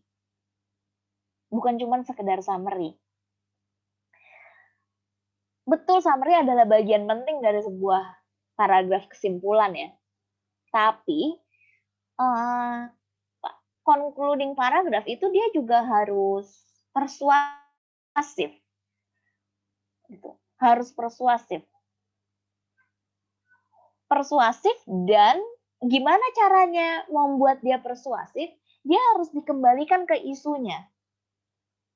Kan tadi kayak misalnya tadi kita memulai introductory paragraph kita itu kan dengan isu kan, dengan topiknya kan, topik, terus kita bahas debate-nya misalnya kan, debate-nya terus jadi reason untuk membahas itu, terus kita akhiri dengan thesis statement. Nah, concluding-nya itu adalah hasilnya gitu kan, hasilnya apa, summary dari hasilnya, terus kemudian kita harus kembalikan itu ke diskusinya. Bagaimana hasil yang kita temukan itu berkontribusi pada debate yang kita bilang tadi. Gitu. Jadi harus dikembalikan ke discussions-nya. Makanya tadi juga waktu bicara soal tulisannya Pak Catif tuh, dia kan memulai dengan anekdot, mengakhirinya juga dengan anekdot gitu. Jadi apa ya? Di tengah-tengahnya tuh pembahasan serius, tapi kemudian kita setelah disimpulkan di akhir, kita harus kembalikan itu ke konteksnya. Kita bicara ini tadi kenapa gitu. Nih dengan temuan ini berarti kita dapat memberikan tambahan wawasan untuk ya berkontribusi pada bagian ini misalnya gitu. Jadi harus dikasih konteks tuh. Kenapa penelitian itu menarik? Ya dikembalikan lagi ke discussion-nya yang kita bahas di introductory paragrafnya. Discussion-nya tadi apa? Discussion-nya tentang debate. Oh, berarti ini kontribusinya apa terhadap debate? Isunya adalah tadinya tentang apa? Isunya adalah pengambilan kebijakan. Oh, ya udah, berarti kesimpulannya harus dikembalikan. Terus gimana ini untuk pengambilan kebijakan misalnya? Kayak gitu. Jadi harus nyambung antara introductory-nya dengan concluding-nya. Gitu. Mbak, ya. Kalau mau menciptakan debate yang oke antar penulis tuh gimana caranya ya, Mbak? Misalnya kayak kita pengen masukin gagasan tentang ini, didebat sama ini. Cuma gimana caranya tuh biar kayak tempting gitu, Mbak, kayak menarik untuk kayak oh iya ya gitu, kayak menggugah pikiran pembaca gitu. Karena kadang suka kan pengen masukin banyak hal tapi belum tentu nyambung juga gitu, kayak kadang suka bingung di situ sih, Mbak. Actually banyak sekali paper itu yang membangun introduction-nya dengan debate. Jadi kalau kita mau belajar gimana cara ngebangun yang kayak gitu, ya mesti banyak baca, ngelihat caranya orang-orang tuh gimana cara bikinnya. Kadang-kadang ada kata-kata, masalahnya gini ya, kalau pakai bahasa Indonesia tuh, kenapa kita tuh lebih suka nulis pakai bahasa Inggris kadang-kadang? karena artikel-artikel yang bagus-bagus itu biasanya ditulis dalam bahasa Inggris kan. Dan bahasa Inggris tuh banyak pilihan kata, sebenarnya pilihan kata yang membuat itu terasa menarik. Jadi kayak growing body of literature, show that, misalnya. Ini apa, pokoknya mereka ada istilah-istilah khusus gitu untuk menunjukkan contrasting-nya gitu. Kalau di dalam bahasa Indonesia kita tuh kayak vocab-nya tuh nggak terlalu banyak, makanya agak susah sih sebenarnya memang untuk membuat itu terasa menarik gitu. Kalau bahasa Inggris tuh pilihan katanya lebih banyak. Pilihan kata itu tuh bisa ngaruh tuh untuk membuat itu terlihat menarik atau enggak. Tapi ya kuncinya sih ya cuman baca sih. Gini, debate-nya kan juga nggak bisa sembarang debate ya. Debate-nya tuh beneran harus artikel-artikel yang X dan Y-nya tuh beneran sama. Itu pertama. Bahwa X dan Y-nya sama tapi mereka hasilnya berbeda. Nah, mungkin tuh terus mungkin habis itu bisa lanjut bahas konteks. Oh, yang ini konteksnya begini, yang itu konteksnya begitu. Yang mana yang lebih cocok sama kita, misalnya kayak gitu. Tapi ya banyak sih gue kayak yang artikel-artikel ini juga kan rata-rata nanti bisa dilihat aja. Bentar ya. Debate. Yang ini debate nggak ya? Nah, ini juga debate kan sebenarnya. Nanti bisa dilihat deh misalnya yang Amity and Cameron ini, gimana cara mereka ngebangunnya supaya itu kelihatan menarik gitu. Ini dia mulai dengan debate. Ada lagi sih, gue banyak banget kok yang pakai debate sebenarnya. Mungkin bisa dibaca-baca aja. Bingung gue juga kalau gimana caranya. Ya itu yang penting sih batasin pada kalau gue sendiri sebenarnya senang bikin rata-rata introductory paragraph gue tuh bentuknya debate memang. Dan kalau gue sendiri bikin introductory paragraph buat gue, pertama gue memang cari artikel-artikel yang memang X dan Y-nya itu sama persis. Terus habis itu ambil artikel-artikel utama aja yang citasinya banyak biasanya. Jadi meskipun itu ada banyak, biasanya gue ambil pertama yang citasinya banyak. 2 contrasting yang sama-sama citasinya banyak gitu. Untuk nunjukin bahwa emang itu kan menarik gitu kan. Kalau dia banyak disitasi artinya orang banyak yang bahas soal itu gitu. Jadi ambil artikel-artikel utamanya doang. Biasanya gue ambil 2 dari yang side A, ngambil 2 dari side B gitu. Terus habis itu yang gue lakukan adalah biasanya gue cari artikel yang recent. Artikel yang paling baru itu ternyata nemuin kayak gini gitu. Jadi kan ada si side A, side B gitu kan. Terus ada 2 nih contrasting. Artikel yang paling baru itu bilangnya ternyata B gitu misalnya. Terus habis itu yang gue lakukan adalah cari yang konteksnya di negara berkembang. Nah, tapi kalau di negara berkembang itu bilangnya A. Yang paling baru di negara berkembang bilangnya A juga gitu. Jadi ada ceritanya kayak gitu.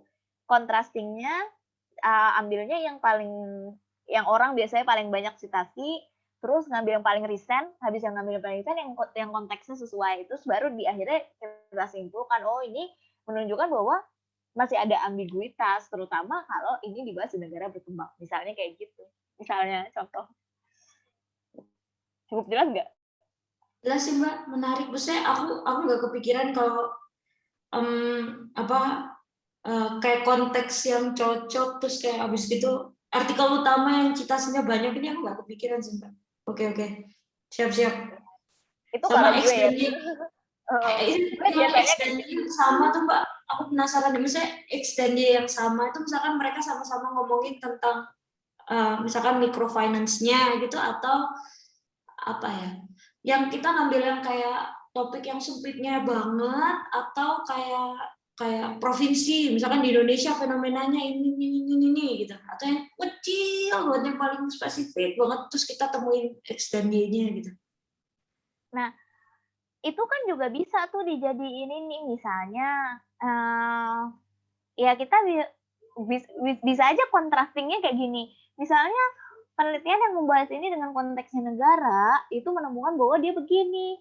Ternyata yang bahasnya dengan konteks yang lebih kecil, misalnya bahas kota atau apa gitu, itu ternyata nemuin hal yang berbeda, atau ternyata dia nemuin hal yang sama misalnya. Ya kayak gitu. Jadi ya temuin aja hal yang menarik yang biasanya tuh pengelompokannya kelihatan kok. Pengelompokannya kelihatan tuh biasanya kalau kayak gitu.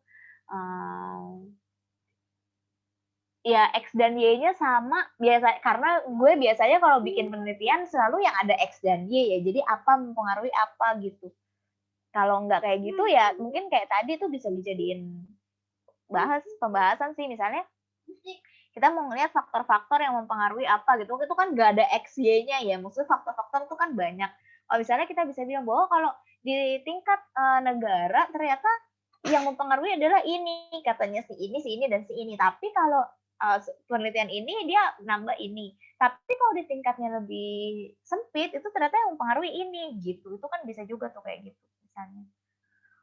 Atau misalnya microfinance, kalau di negara maju itu biasanya dia metodenya ini, kalau di negara berkembang dia metodenya ini.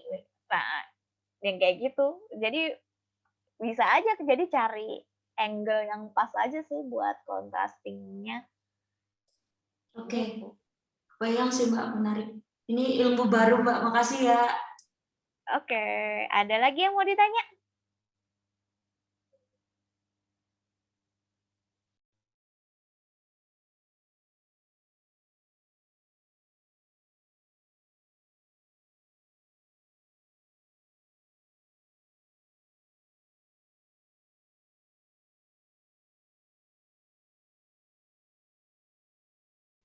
Kalau kita lanjutkan sedikit tadi ke pembahasan tentang concluding, intinya apa?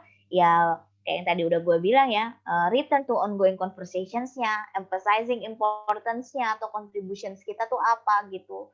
Terus consider again background information-nya. Tadi di depan kita bilang apa? Di introduction-nya ya kita sampaikan itu lagi di belakang gitu. Return to key terms-nya. Tadi kan di depan juga kita nyampein key terms-nya kan. Gimana itu key terms-nya di sini, ada perubahan nggak dengan penelitian kita misalnya. Dan seterusnya gitu. Acknowledge opponents. So, tadi yakinkan bahwa memang kita tuh berbeda gitu misalnya. Ternyata kita menemukan hal ini berbeda sama si ini gitu. Kayak intinya sih dibalik aja ya. Apa yang sudah kita sampaikan di introductory paragraph harus ditulis kembali di concluding paragrafnya gitu, supaya sinkron. Gitu.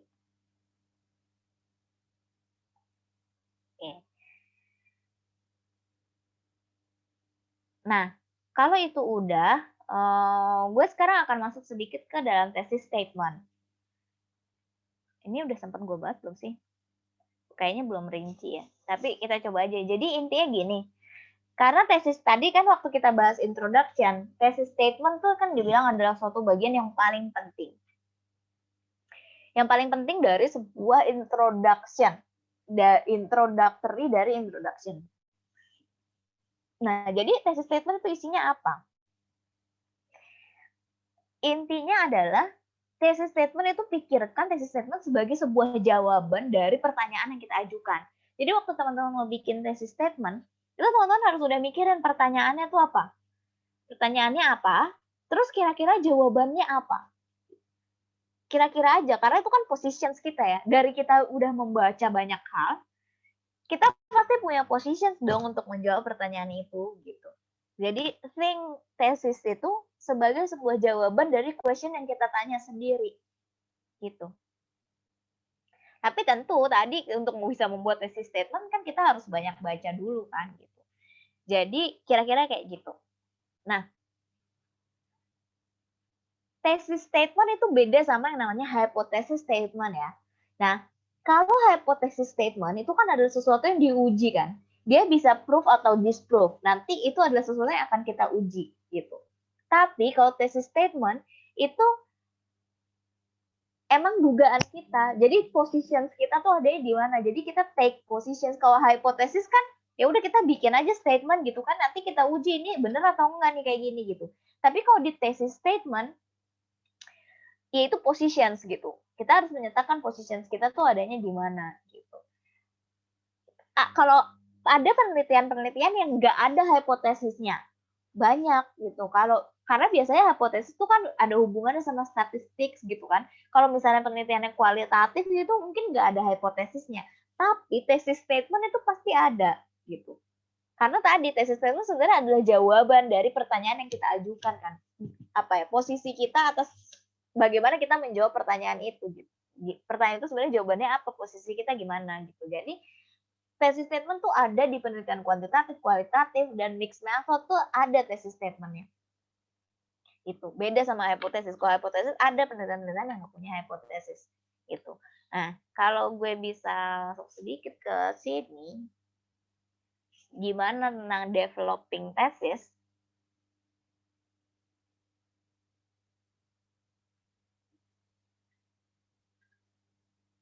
Nah, ini dia. Ini dia. Karakteristik apa yang ada di dalam sebuah thesis statement? Pertama, thesis statement itu bentuknya adalah claim. Gini. Gitu. Claim. Nah, terus habis itu good thesis sentence itu akan kontrol entire argumentnya. Kayak yang tadi. Jadi kalimat ini itu dia menunjukkan esainya itu isinya akan tentang apa. Orang dengan baca thesis statement-nya udah bisa kebayang sebenarnya bagian-bagian dari esainya itu apa. Sekaligus nunjukin positions-nya. Gitu. Nah, terus ini tadi masih ada kaitannya sama sebelumnya. Good thesis akan provide structure untuk argumennya. Ini. Teman-teman bisa baca sendiri nanti ya di sini gimana sih lebih detailnya. Nah, dan good thesis itu usually relies on strong introduction.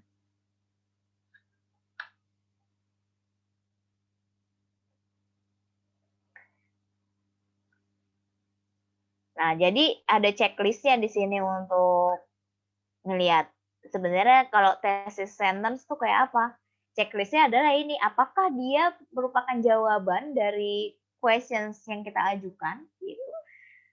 Terus kalau apakah jawaban itu membuat orang nanya so what? Nah, kayak gitu. Apakah itu terlalu general atau enggak, atau kita harus lebih spesifik misalnya. Apakah dia kemudian deal directly dengan topiknya gitu, atau ini memang personal feelings. Jangan sampai itu personal feelings, maksudnya itu memang positions, tapi kita harus ada argumen kan nanti gitu. Nah, terakhir adalah ini bukan terakhir itu masih ada nih. Nah, apakah tesis itu indicate direction of my argument? Jadi gini nanti, habis ini kan kita akan belajar tentang outlining. Nah, kita akan lihat bahwa intinya itu semua kalimat pertama, semua topik sentence dari setiap paragraf itu harus mendukung si thesis statement tadi. Harus mendukung thesis statement. Jadi sebenarnya dengan merumuskan thesis statement yang baik, itu kita bisa udah mikir tuh kira-kira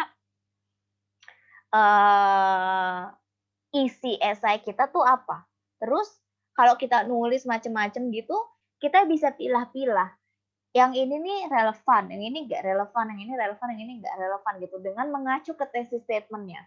Jadi kalau kita rasa ada satu paragraf yang topik sentence itu tidak relevan dengan si thesis statement, ya udah dihapus aja. Paragraf itu berarti nggak penting gitu. Gitu.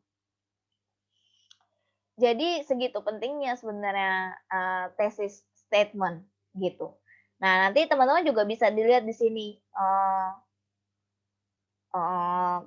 beberapa contoh juga notes yang harus diperhatikan tentang thesis statement dan contohnya. Pertama, tesis itu never a questions. Karena dia harus argumen ya bentuknya claim kan gitu. Terus dia juga bukan list. Karena tadi kalau list itu kayak gini nih, political, economic, social, and cultural regions, communism collapse in Eastern Europe.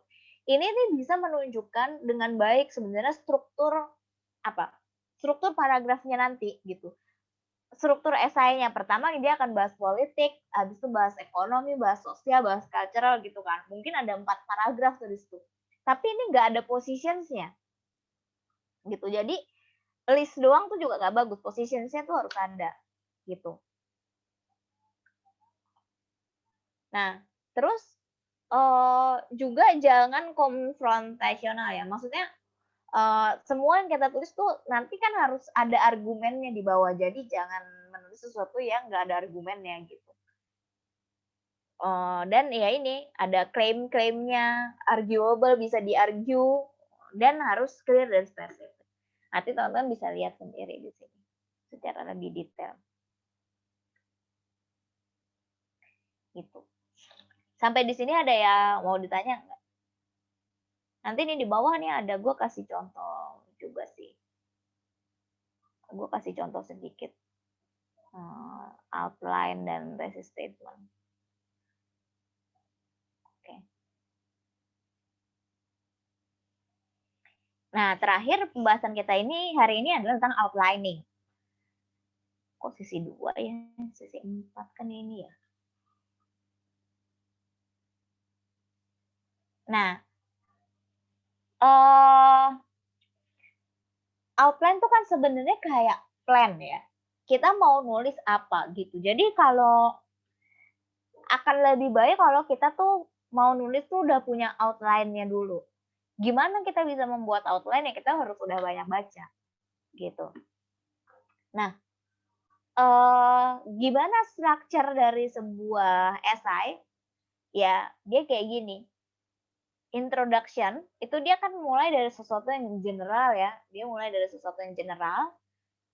Terus habis itu dia masuk ke dalam specific problem, ya kan? Terus habis itu research gap, question, thesis statement gitu kan. Diakhiri dengan thesis statement, introductions. Nah, terus main sections-nya kayak gini. Terus conclusions-nya. Dia mulai dari hasilnya dikembalikan ke general discussions-nya gitu. Kalau misalnya main point-nya ada beberapa ya ini akan ada berapa paragraf gitu kan.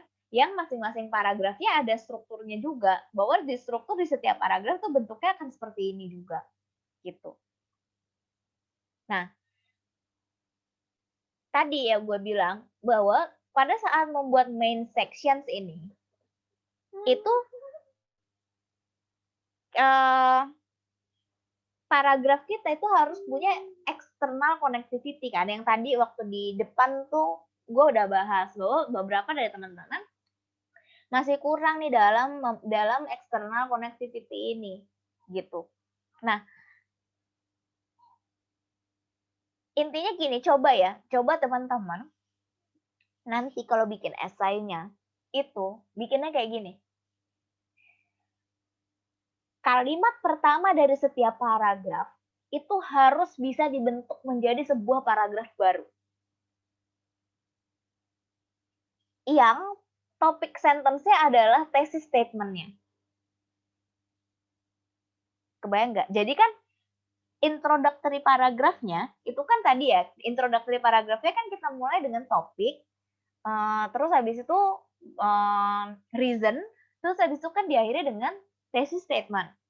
Nah, habis itu kan teman-teman akan masuk ke dalam isinya kan, isinya.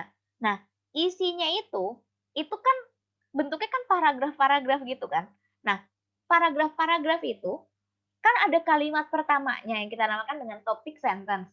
Nah, setiap topik sentence itu kalau digabung terus ditaruh thesis statement-nya di kalimat pertama itu harus bisa membentuk sebuah paragraf baru. Itu untuk meyakinkan bahwa memang paragraf yang kita bangun itu punya eksternal itu. Punya external connectivity satu sama lain. Cara ngeceknya tuh kayak gitu. Kalau misalnya kalimat pertamanya semua tuh gue gabung dengan thesis statementnya itu sebagai topic sentence, itu dia menjelaskan nggak gitu. Kalau gue biasanya ngeceknya gitu. Jadi kalau gue sendiri ngecek tulisan gue akan baca semua kalimat pertama dari semua paragraf yang gue bikin. Nyambung nggak gitu? Bisa jadi satu paragraf baru nggak gitu? Kalau enggak, ya mungkin ada paragraf yang harus dibuang, nggak cocok, atau ada paragraf yang mungkin harus ditambahin, misalnya ternyata ceritanya nggak nyambung gitu. Nah, kayak gitu cara ngeceknya. Membuat outline tuh kayak gitu caranya. Jadi coba teman-teman bikin kira-kira mau cerita apa gitu. Ya baru nanti dikembangin itu satu-satu kalimat itu dikembangin jadi paragraf-paragraf yang terpisah gitu. Nah, tapi kalau jadi kalau academic paper itu sendiri, outline-nya itu biasanya kayak gini.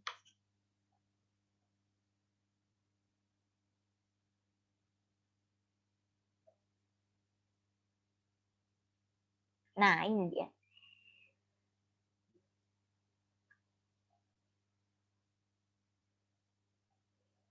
Ini. Kalau untuk esainya teman-teman nanti, itu akan berhenti di sini kan. Ini adalah introduction. Bagian introduction. Apa outline-nya, isinya?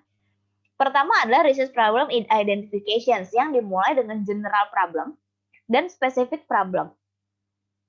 Nah, general problem itu debate ya tadi ongoing debate dalam literatur. Nah, sementara specific problem itu akan menyampaikan research gap dan feasibility. Approach method, level of analysis, data. Gue lihat teman-teman ada beberapa yang literatur review-nya kemarin udah membentuk sebuah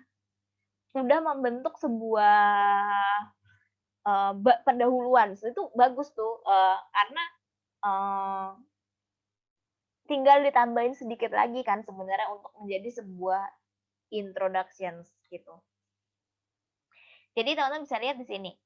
Terus habis itu dia ada objektif, karena begitu kita udah tahu research gap dan feasibility-nya, jadi penelitian ini tujuannya mau ngapain gitu. Objektifnya apa? Terus thesis statement-nya apa?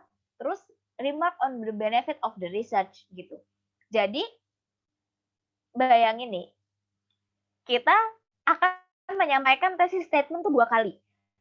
Pertama, waktu kita di introductory paragraph kan diakhiri dengan thesis statement. Terus kemudian kita mulai dengan cerita ini, research problem identification, general problemnya, specific problemnya, general objective, specific objective, terus thesis statement lagi. Jangan gunakan kalimat yang sama ya, di rephrase gitu. Itu adalah introduction. Terus diakhiri dengan benefit of the research, ini opsional. Nah, terus habis itu ada conceptualization of the problem. Ini sebenarnya teori sih. Teori, landasan teori nih, kalau bab 2 nih biasanya isinya ini. Kalau bab 3 tuh biasanya isinya ini. Nanti kalau teman-teman mungkin akan belajar lebih lanjut, ini kalau teman-teman belajar di research proposal ya. Ambil mata kuliah research proposal dan seminar. Nanti akan banyak bahas ini, bagaimana membuat conceptualization of the problem yang sebenarnya udah kita pelajari juga sih sekarang sedikit di waktu bikin literatur review gitu. Tapi ini akan lebih spesifik nanti. Terus ada empirical strateginya juga akan lebih spesifik. Kalau sekarang kan kita membahas ini itu dalam konteks kita mau membuat ini kan, feasibility gitu. Nanti kalau di research proposal itu akan lebih detail lagi. Begitu juga yang bagian conceptualization of problem, kalau kita kan sekarang belajarnya baru sampai sini kan, dalam literatur review dalam rangka menemukan research gap gitu. Nanti kalau di research proposal, ini dan ini itu akan lebih ditekankan gitu. Terus kemudian diakhiri ada discussion dan analysis, kemudian diakhiri dengan summary. Jadi kalau empirical academic paper biasanya outline seperti itu gitu. Nah, kalau teman-teman untuk tugas sekarang itu fokus di yang sini. Sampai dibuat ujiannya nanti adalah membahas yang 4 ini. Gitu. Perhatikan unsur-unsur tadi bahwa harus ada introductory paragrafnya, harus ada concluding-nya. Concluding-nya ya kalau di sini tuh nanti dalam bentuk diakhiri dengan thesis statement. Terus remark on benefit of the research-nya apa. Gitu.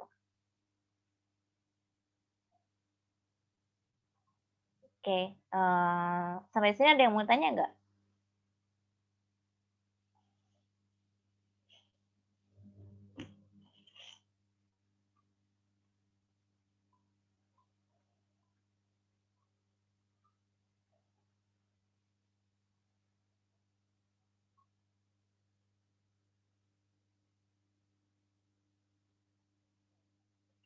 Jadi tugas berikutnya adalah membuat outline dan membuat draft pendahuluan. Supaya bisa dikoreksi dulu sebelum menulis pendahuluan yang benerannya. Nanti untuk esainya nanti. Gitu. Sini gue kasih contoh sih sedikit. Ini punya gue. Gimana bikinnya. Ini outline-nya. Ini general problem-nya. Specific problemnya, udah ada research gap-nya, visibility-nya, research questions-nya atau objektifnya, gimana bikin general objektif, specific objektif, terus thesis statement-nya apa, benefit of study-nya apa, kemudian dibuat draft-nya, pendahuluannya seperti apa. Ada yang punya pertanyaan sampai di sini?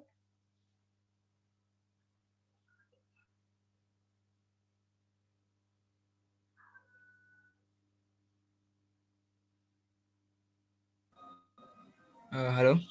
Ya? Ya, Misi Mbak mau nanya, kira-kira bedanya tugas yang nanti sama yang sebelumnya ini apa, Mbak? Yang nanti? Yang tugas berikutnya ini sama yang tugas literatur review yang sebelumnya bedanya apa ini, Mbak? Saya kok kurang paham. Bedanya apa?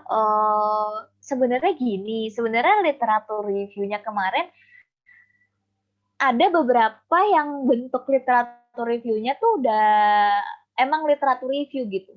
Emang literatur isinya.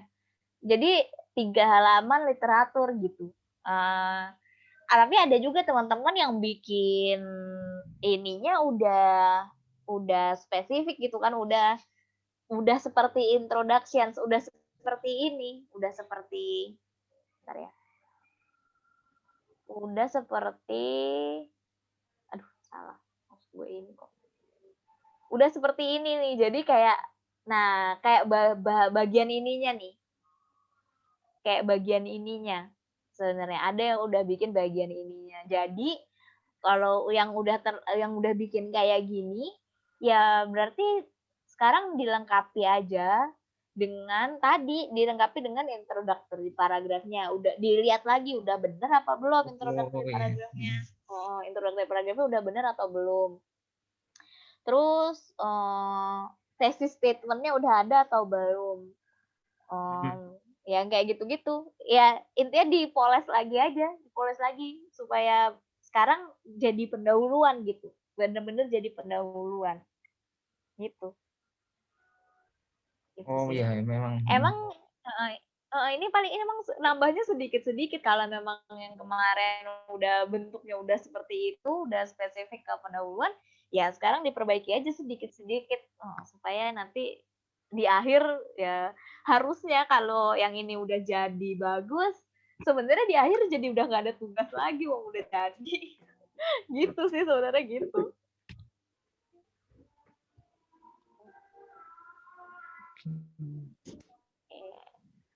Ada Mbak, lagi yang mau ditanya? Yang ini bedanya sama Mbak?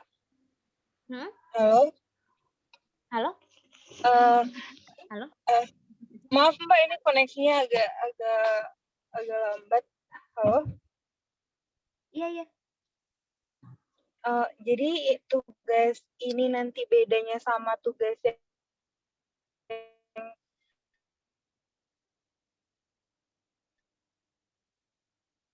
Mbak, suaranya nggak kedengeran. Apa gue doang apa gimana ini?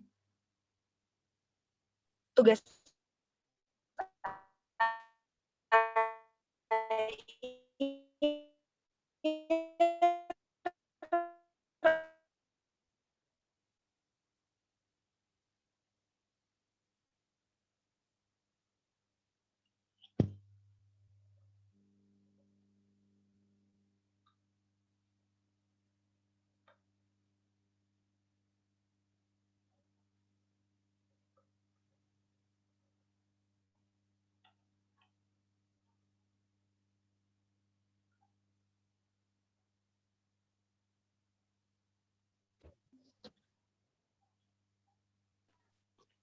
Kayaknya sih koneksinya Mbak Glena, Mbak. Oh, ya oke. Soalnya putus-putus. Nggak kedengeran, Mbak. Di chat aja boleh kok. Nanti gue baca. Tapi susah nggak kalau di chat?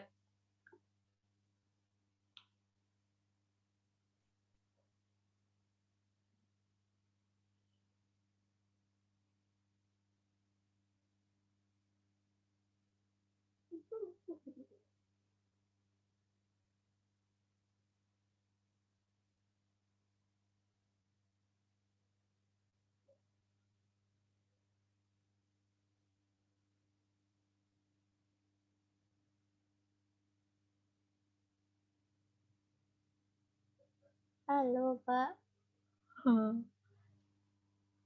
Hilang sekarang suaranya dia. Ya, sementara itu ada yang mau nanya lagi. Nah, tapi tambahin ini ya, tambahin outline. Kalau kemarin kan belum ada outline-nya kan. Kemarin kan literatur review. Kalau sekarang introduction dan outline-nya. Outline-nya juga tolong dibikin. Tugasnya adalah outline-nya dan tulisannya. Jadi nggak tulisannya doang, ada outline-nya. Outline dulu baru tulisannya.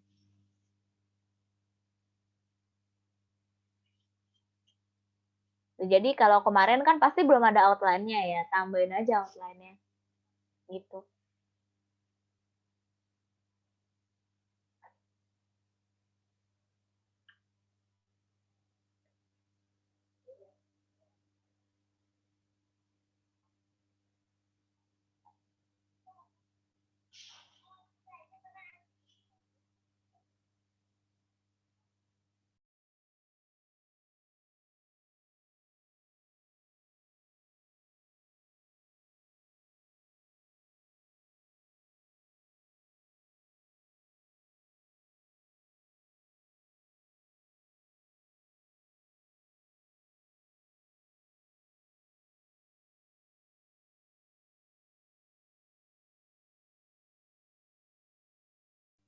Ini sambil nunggu yang lain nggak ada yang mau nanya.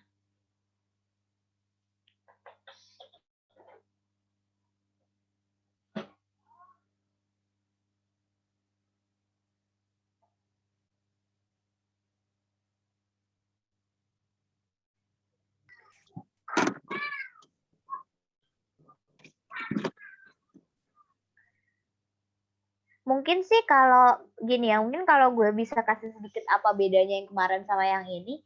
Kalau yang kemarin kan lebih fokus sama literatur review kan. Jadi kalau paling kita bahas problemnya itu kan cuman jadi paragraf di depannya doang kan untuk ngasih gambaran ini mau bahas apa gitu. Jadi literatur harus bahas ini gitu kan. Jadi kalau di sini, kalau kita bikin introductions kan kita harus mulai dari general problemnya itu dulu. Maksudnya kita harus ya unsur-unsur itunya. Kemarin waktu kita belajar tentang problem, ya harus ditunjukin bahwa ini adalah problem gitu. Apa ya? General problemnya tuh harus muncul tuh di situ. Sebelum kita masuk ke spesifik problem yang udah mungkin research gap-nya dan itunya udah dibahas di literatur kemarin gitu. Tapi atasnya itu bagian atasnya tuh di dalam introduction harus kena kan generalnya itu isu generalnya, general problemnya apa dan seterusnya, introductory paragraf, general problem yang belum ada dari yang kemarin tuh. Itu sih paling. Dan sebenarnya kan nggak usah sedetail yang kemarin juga kan, maksudnya kalau kita bicara tentang introduction biasanya tuh paling spesifik yang research gap-nya itu yang bagian ini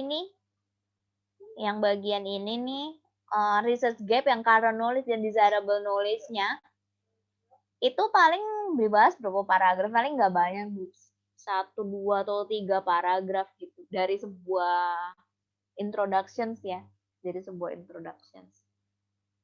Ya bisa lebih sih tergantung gimana kita bangun introduction, tapi yang jelas nggak akan sepanjang literatur yang kemarin gitu. Jadi ada bagian yang krusial yang memang harus ditarik ke introduction gitu. Tapi nggak semuanya pasti. Gitu. Misalnya kayak methods tuh kalau di literatur review kan kemarin bisa agak panjang. Kalau di sini kan paling kita cuma mention aja sih ini pakai ini, sini pakai ini, sini pakai ini. Tapi kalau kita pakainya ini karena ini yang visible ya. Jadi enggak. Dan lebih dijelasin juga visibility-nya. Kalau kemarin kan di literatur review kan sebenarnya kita cuma bahas A pakai ini, B pakai ini, C pakai ini, D pakai ini gitu kan. Nah, kalau di sini justru yang harus lebih banyak dibahas adalah penelitian kita sendiri. Kita mau pakai approach yang mana, level referensinya kayak apa, datanya apa misalnya. Lebih banyak ke kitanya di bagian visibility-nya itu, metodenya dan visibility-nya lebih banyak ke kita. Gitu. Oh, jadi sekarang konteksnya disesuaikan, yang kemarin udah ditulis tuh disesuaikan aja untuk masuk sini sekarang mau jadi bagian dari sebuah pendahuluan. Bagian dari pendahuluan, bukan semua-muanya itu jadi pendahuluan kan gitu. Jadi ya coba diatur-atur deh supaya dia proporsinya pas untuk menjadi sebuah pendahuluan. Gitu.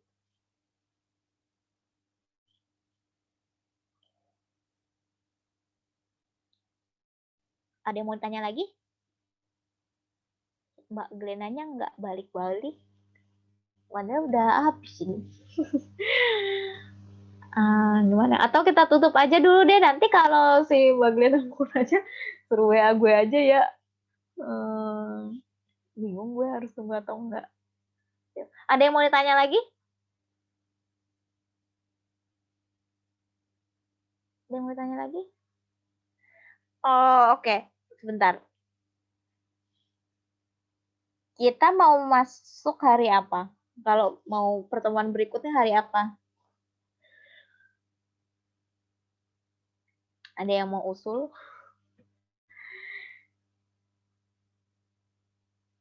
Masih nanya, kita ada libur nggak sih Mbak di UI? Kalau sampai sekarang kami belum ada. Maksudnya libur lebaran. Ada. Berapa hari ya Mbak? Sih. Libur lebarannya ya cuman. Nah ini yang masih nggak jelas ya. Yang jelas sih sebenarnya 10-11 tuh masih masuk. 12 tuh libur. Nah 17 yang gue nggak tahu karena edarannya itu 17 tuh dihitung gimana ya? Lucunya tuh tulisannya di edaran ke dosen tuh kayak gini. Tanggal 17 itu cuti bersama dibatalkan gitu kan. Tapi di sebelah kanannya ada tulisannya perkuliahan dimulai hari Selasa. Jadi gue nggak yakin tuh sebenarnya 17 tuh ada kuliah atau enggak tuh gue nggak tahu. Oh, jadi 10-11 masih ada ya Mbak? Senin Selasa masih ada ya Mbak? Masih. Kalau dari edaran yang dikasih ke kita sih masih. Wah. Siap Mbak. Iya, gitu. Nah, makanya nih kita mau masuk hari apa nih? Kan kita sebenarnya tinggal satu pertemuan lagi kan. Tinggal satu pertemuan. Jadi sebenarnya kita masih punya kebebasan lah mau kuliahnya kapan. Gini, tugas ini mau dikumpulin kapan? Gitu aja. Tugas ini mau dikumpulin kapan? Minggu depan? Atau tanggal 18? Aku setuju yang 18 Mbak. Tanggal 18 boleh deh. Ya, gue mau bebas aja. Tugas ini kita kumpulin 18 ya. Kuliahnya nggak apa-apa sih langsung kuliah 18. Kuliah lagi 18. Atau ngumpulin 17, 18 kuliah. Prefer mana? Kita tuh ujian tanggal berapa sih? Udah punya jadwal ujian belum? Tanggal 21 sampai 25 Juni, Mbak. Oh, Minggu serius keempat. masih lama ya? Minggu keempat bulan Juni. Tapi tuh yang waktu kami sosialisasi kan ada PDF gitu kan. Itu tanggal 21 sampai 25. Oh, ya masih lama berarti, bebas lah gue. 25. Bebas sih, gue mau kumpulin 18. Kumpulin 18 bisa. Terus kuliah mau tanggal berapa? Kuliah 18 sampai 25. Nanti masih ada satu tugas lagi tuh. Masih satu tugas lagi, mungkin sampai tanggal 1. Terus udah deh ujian. Gitu aja ya. Yang ini kumpulin tanggal 18. Terus habis itu kita kuliah tanggal 25. Terus habis itu ngumpulin tugas berikutnya tanggal 1. Terus udah habis. Tinggal habis itu ngumpulin papernya pas ujian. Pas jadwal ujian. Masih ada 1, 2, sekitar 3 minggu buat ngerjain papernya. Cukup nggak? Cukup lah ya. Cukup. Kayak gitu aja ya. Berarti nanti gue bikin ininya buat deadline tanggal 18. Nanti kita kuliah lagi tanggal 25. Gitu. Mbak Asin, Ya. tapi kalau misalnya kuliah lagi tanggal 18, soalnya kan kalau misalnya kuliah tanggal 25, ngumpulin tanggal 1, kayaknya agak mepet, Mbak. Untuk yang tugas yang sekarang kan deadline-nya 2 minggu, tapi yang tugas setelahnya deadline-nya gitu. Soalnya tugas yang berikutnya tuh sedikit. Kalau yang ini kan agak banyak nih emang. Bikin introductions tuh heavy kan. Kalau yang berikutnya itu cuman bikin kayak kira-kira data apa yang bisa dicari. Atau mau kuliah 18, boleh juga sih. Gue sih nggak apa-apa. Kesepakatan umat aja, Mbak. Terserah. Gue kuliah 18, terus dikumpulin tanggal 1, boleh juga. Tapi berarti yang tugas setelahnya nggak begitu berat gitu ya, Mbak? Nggak seberat yang sekarang seenggaknya gitu ya? Mestinya sih enggak ya. Paling kalau mau berat paling nyari data. Cuman sebenarnya tugas berikutnya itu cuman kayak nyari data yang mendukung introduction-nya. Jadi introduction-nya perlu data apa gitu, terus dibikin analisisnya sedikit doang, satu paragraf, enggak sampai satu paragraf ya, menjelaskan. Misalnya kalau bikinnya tabel ya jelasin tabelnya, kalau bikinnya grafik ya bikin grafiknya gitu. Tugas berikutnya tuh itu. Jadi terserah sih, gue bebas. Mau ini dikumpulin 18, terus habis itu kita 18 kuliah. Habis itu tugas berikutnya kumpulin tanggal 1, atau mau kumpulin 18, kuliah 25. Itunya kumpulin tanggal 1. Ya, bebas. Pilihannya kuliahnya 18 sama 25. Gue sih nggak masalah. 18 juga boleh. Buat kalian nggak ada bedanya kan? Gue ngoreksinya. Kalau kalian nggak apa-apa, koreksi belum selesai sih, gue sih tanggal 18 juga nggak apa-apa. 18 aja.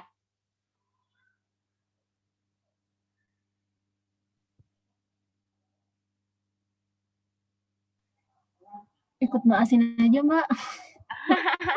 Ya udah kalau gitu 18 aja deh ya. Tapi nanti gue koreksinya paling baru seminggu setelahnya. Nggak apa-apa ya, yang tugas yang introduction-nya itu. Iya, gitu. Ya oke, ya udah. Berarti gini, tugasnya kumpulin 18, kita kuliahnya 18. Itu pertemuan terakhir ya. Terus nanti tugas berikutnya kumpulin tanggal 1, terus udah selesai itu. Tinggal bikin paper buat ujiannya, dikumpulin pas ujian. Oke. Clear. Ada yang mau ditanya lagi? Mau tanya, Mbak. Yang untuk SI akademiknya itu beda dari tugas mingguan berarti ya? Maksudnya beda? Kalau di silabus kan ada yang 20% tugas dan latihan sama yang 80% SI akademik. Nah, SI akademiknya ini yang mana ya, Pak ya? Iya, yang ini. Yang mana? Yang outline draft pendahuluan ini berarti ya? Yap. Ini kan udah bikin draft pendahuluan kan? Iya itu aja. Itu nanti yang buat tugas akhirnya. Nanti kan ini gue review dulu. Nanti kan ada reviewnya. Habis itu perbaikan yang dikumpulin buat ujian. Oh ya. Oh berarti perbaikannya yang ini baru yang dipakai ujian itu berarti. Ya. Oh ya, oke. Ya, makanya sebenarnya ujiannya nggak bikin banyak lagi kok. Santai aja, tenang. Oh ya, oke. Ya gitu. Oke, ada lagi yang mau tanya?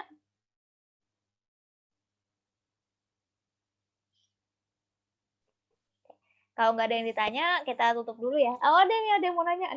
Mbak mau nanya dong.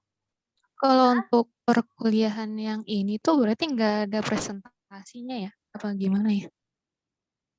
Presentasi apa? Nggak ada. Nggak ada kan ya? Cuman ini aja kan nulis aja kan ya paper hasil akhirnya kan. Oh oke deh. Makasih ya Mbak. Ya, oke. Ada lagi yang mau tanya?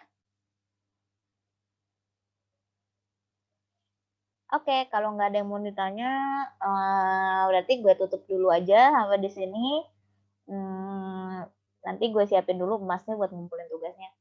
Sama gue masih utang 3 orang itu nge-review. Bentar ya, nanti habis ini. Oke, terima kasih semuanya. Jurnal Mbak, jangan lupa. Oh iya, nanti jurnalnya sekalian. Ya, makasih. Ya. Ya, makasih Mbak. Makasih Mbak. Bu En ya, terima kasih.